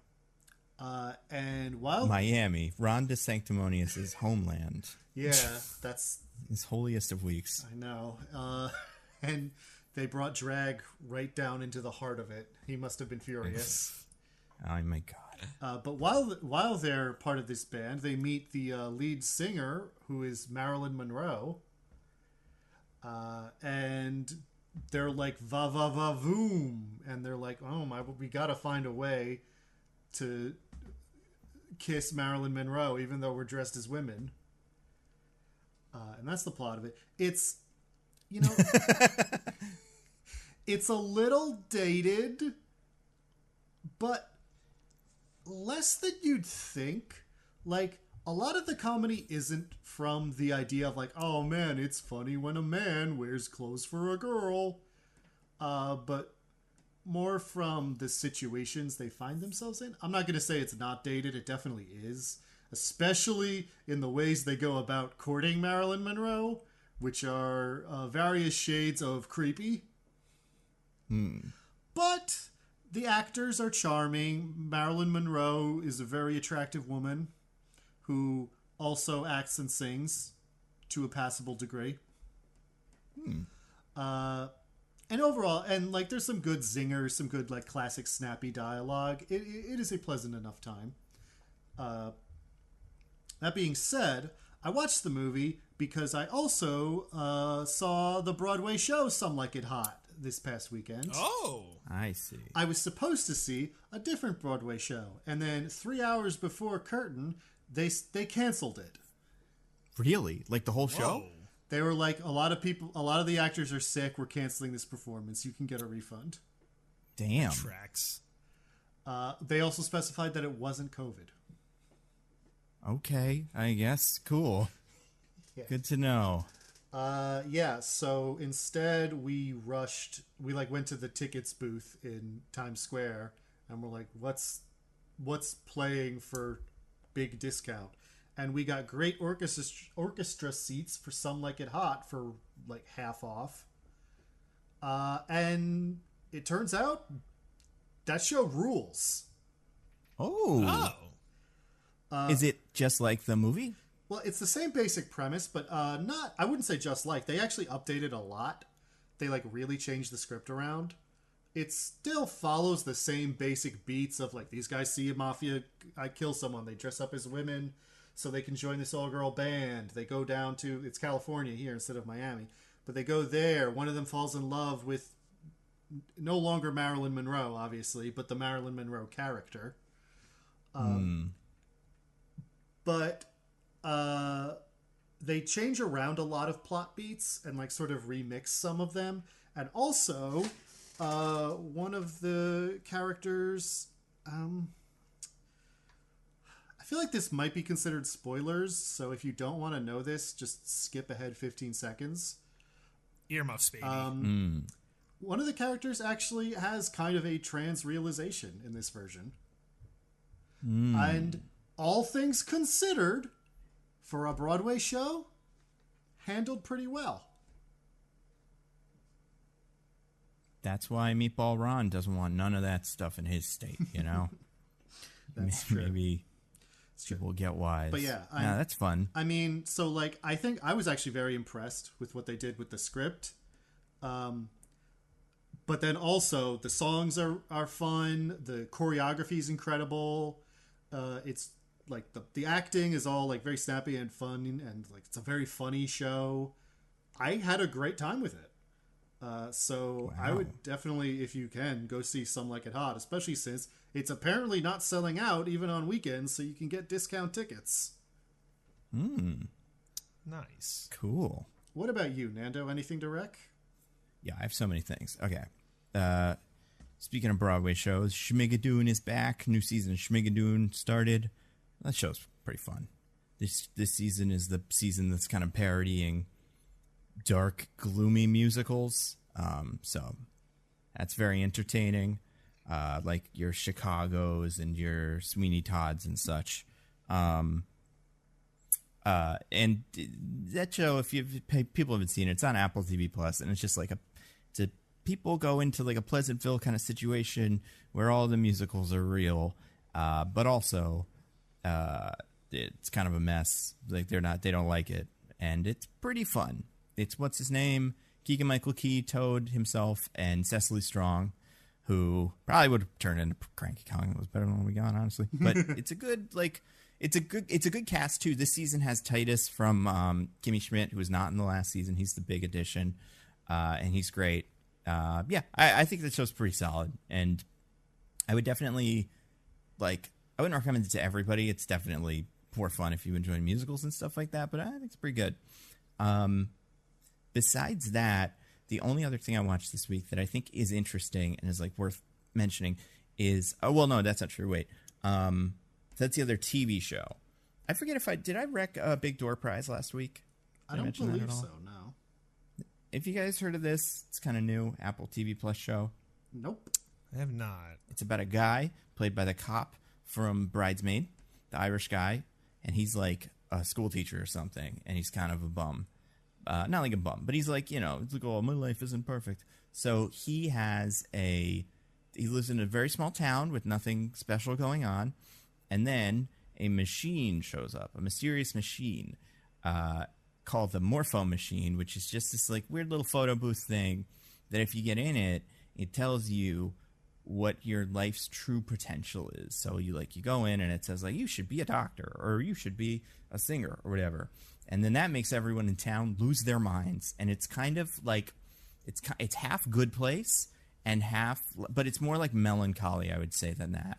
It's a show kind of about what it means to be happy, or what if you can be happy. And it's really weird. I've not heard many people talk about this, which I think is strange because it seems I don't know, it just seems like the kind of thing people would really like. And it's pretty funny. It's got, like I said, the cop from that thing is pretty funny. Just overall, I think it's a good show. It's kind of the anti-Ted Lasso, though. It is a little bit more, not nihilistic, but it's just not as cheery. But yeah, so that one. And then I watched a show on Netflix called Beef. Have you guys seen this? No. Beef. So it's two people. One is Stephen Yeun, and the other one is the Ali Wong. And they're both living very different lives, in L.A., I think, around this time. It's set in the present day. Ali Wong's doing very well. Stephen Yeun is not. But their lives are kind of weird. And then they both get into a weird little road rage accident where nobody gets hurt or anything. But it really, drills into their mind and kind of breaks them both. And the whole show is about how they unravel. And it's really good. And it's really weird. Stephen Yeun's great. I love him. And, I think this is maybe my favorite. I liked him in whatchamacallit and Nope a lot, but I think this is a good he's just really good at playing a big loser, and I'm really pleased about that. I'm 3 episodes in though, so I haven't finished it, but I think this is going to be a big show by the end of the year. Just going to take people some time. Last one, I watched a movie about a video game this week called Tetris. Have you guys watched that? I've never heard of this video game you speak of. Tetris? So it's called Tetris. It's Russian. Well, it's not Russian for, but Tetra for tennis is. And it's about the guy who used his quick wit and, that kind of movie capitalism magic to save Tetris from the USSR. And it's pretty fun. It's one of those. It's a Big Short or one of those kind of movies. Not Big Short, but it's one of those kind of little guy, capitalism, saves the day. Nice. Oh, it's like Air, the plucky story of the Nike executive who came up with Air Jordans. It feels a lot like Air. Yeah, honestly. It's they're making that movie a couple times this week. But one of the things I think is great about it is this actual thing that happened took place in the 80s. So it's got a lot of that style. Taron Egerton plays the main Tetris guy, and he's always dressed in 80s clothes, and it's kind of fun. But because of that, they're able to use some of the music from that period. I don't know if you guys heard some of those songs that you might recognize. A Final Countdown makes its appearance in there, and I couldn't believe it when I heard it. They really went for some deep cuts, huh? at the end, at the very end, when our heroes are running away from the KGB and trying to get the Tetris to the airport or whatever, a song plays, a certain song. Oh no! Oh, oh no! And it's the best one of these since Shrek 2. It's Russian. First of all, or no, it's Japanese because he's Japanese, but he's not from Japan. But that makes sense in context. And it's just like paced well, like you were saying, Diggins. It's in the place it's supposed to be in the movie, so it works. But I could not believe my ears when I heard it for the third movie in a row that I've watched that came out this year. Holding Out for a Hero has a big moment. Absolutely insane, but good. I think the movie overall is fine. I don't think it's like anything that's going to, blow your mind. It's a fun little story. It's weird that this happened like this. And it paints Nintendo as heroes. So that part of it is weird, too, that's what this year was. But yeah, wild that it had that song in it. Next week, Diggins, me and you, what are we doing? I believe we're doing Renfield, are we not? That's the plan. The Pope's Exorcist? The Pope's Exorcist is also an option. I did We- not realize that was an option until just now. I think we'll probably end up doing Renfield. We'll do. I was going to say, the question is, which one do you want to save for me? Right? We'll see, but by that week, then there's something else, I think. Oh, we could do Beau is Afraid. You want to do Beau is Afraid? Diggins? Yeah. Yeah. I mean, I do. Air. I do want to see Beau is Afraid, but I don't know if I want to do a podcast about it. Yeah, I'm with you. Yeah, I mean, I feel like there's something the week after that, right? Well, I guess then that would be bumping into Guardians, so maybe they wouldn't want to release something then. No, because there's another May movie or another April movie. Blockbuster release or whatever. Yeah, I don't know. I don't know offhand. But maybe we will save them and do them all. Is it Evil Dead Rise? Nah. Dude, the commercial for that movie is scary. Yeah, no, I don't. I don't have the constitution. I mean, we could go back and do Cocaine Bear or 65, which I hear is a big waste of time. Yeah. Yes, I hear 65 I'd love to sucks. see Adam Driver. Or Yeah, I would love that. wouldn't or get we psyched could do about that. Mafia Mama. Could you Mafia Mama? Yeah. We could do Boba Fett or whatever Mandalorian. We could do the season of that. Yeah, that's a whole thing, right? Owen Wilson paint movie that nobody likes, really. It's a lot of real talent. A lot of trash out there. A lot of trash. Yeah, but we'll figure it out. It's one of those two. It's probably Renfield. I was way more excited about it yesterday than I am today. Wah. When the reviews came reviews out not. and said, it's fine. Well, and yesterday the reviews were 90%. I guess it was just two guys, but I was tricked. And So these people crushed it. I was like, man, cool. This movie is as cool as it seems. Great. Not so. I mean, we'll see. Yeah, we'll see. Maybe we'll like it more. Do you guys want to get to our plugs? DJ, do you have anything to plug for the fine people? No new Roses and Rejections. I think I mentioned last pod that we'll be back, in 2 weeks or whatever when I come back from being out of pocket with all the coverage of Love is Blind. I'm going to keep saying that. I do want to throw, I guess, a administrative item out there. We have yet to hear from the person who won the women's March Madness bracket. Can you remind everyone what the name of that person is? It was Daisy Mae Smegma. That is who Thank won. you. And you're welcome. And we would like to, give that person the reward. However, if we do not hear from you, mystery winner, within, I don't know, how long do we give them, a week or two? I'll give them a month because maybe they're skipping podcasts that are current releases that they're trying to see or something. I mean, I feel if they were going to tell us, they would tell us by now. But yeah, but we'll give you we're not in a rush. Month. Yeah, we'll give you a month. Maybe we'll tweet something out. But if we don't hear anything, we're going to go to the second place winner, ESPN fan 0668010613, who I'm sure is a loyal listener. So, honestly, they probably are. That means they created an account just to do this. So, yeah, maybe wait and reach out to us and be like, hey, just in case it's me, here's my movie pick or whatever. But we want someone to win this thing. So Daisy May Smegma, if you won, please reach out to us. Yeah. So that's my admin item. Cool. Diggins, do you have anything to plug? Yeah, I'm a newsletter.perspective.com, and I've been streaming lately on twitch.tv/this is an odd name. I've been doing Resident Evil 4 Remake, but we're almost done with that. And in fact, I might be done with it by the time you're hearing this with your ears. I'm going to try to keep doing it a little bit. I might do Resident Evil 2 Remake, because I own that but never played it. Or, I was thinking about King of the Castle, which is an interactive game where I'm like the king, where the person playing the game is the king of the kingdom, but people get to like vote and like be the nobles in the kingdom and can screw you over, or you can try to work with them. I've heard it's really fun. I might try to do some of that. I don't know. Whatever I end up doing, twitch.tv/this is an odd name. What about you, Nando? Just videos and stuff. I don't think I have anything new that hasn't been out like since the last podcast. So I think the next video that's going to be in the rotation is the fan casting the other 3 Superman characters that matter, besides Superman, of course. So that one's fun. The horse that Supergirl loves? Oh my God, Comet, the super horse? Yeah. Maybe. Ooh, wouldn't that be something? We're reading that book for the new Woman of Tomorrow book for book club. But yeah, I feel like there's not a whole lot. I don't think there's anything that'll be out in the meantime between now and the next podcast. So just look out for those things.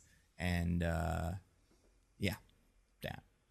You know what I'm going to do? I'm going to start using a Substack. Someone mentioned this to me the other day because I had tweeted the Shazam Always Sunny episode that I wrote as like a little thing, and someone was like, is this what you made a Substack for? And I'm like, oh God, yeah, you're right, I did do that. And then on that same day, Twitter imploded because they hate Substack so much. So I'm like, I think I should probably go to Substack, which may be the plan. We will see. But if you do, it's Nando Writes Movies. I don't remember if there's a URL, how that works, but that exists. So look at that. Look at my Twitter to find my Substack link. Oh wait, you can't. We'll see. But until can't rely on Twitter for anything. Yep. It's just it's held Speaking together by duct tape. Yes, I was gonna say. Speaking of, I'm at Nando V Movies on Twitter. I'm at Sipping by Day. And I'm at This Is an Odd Name. Goodbye, everybody. Goodbye. Bye.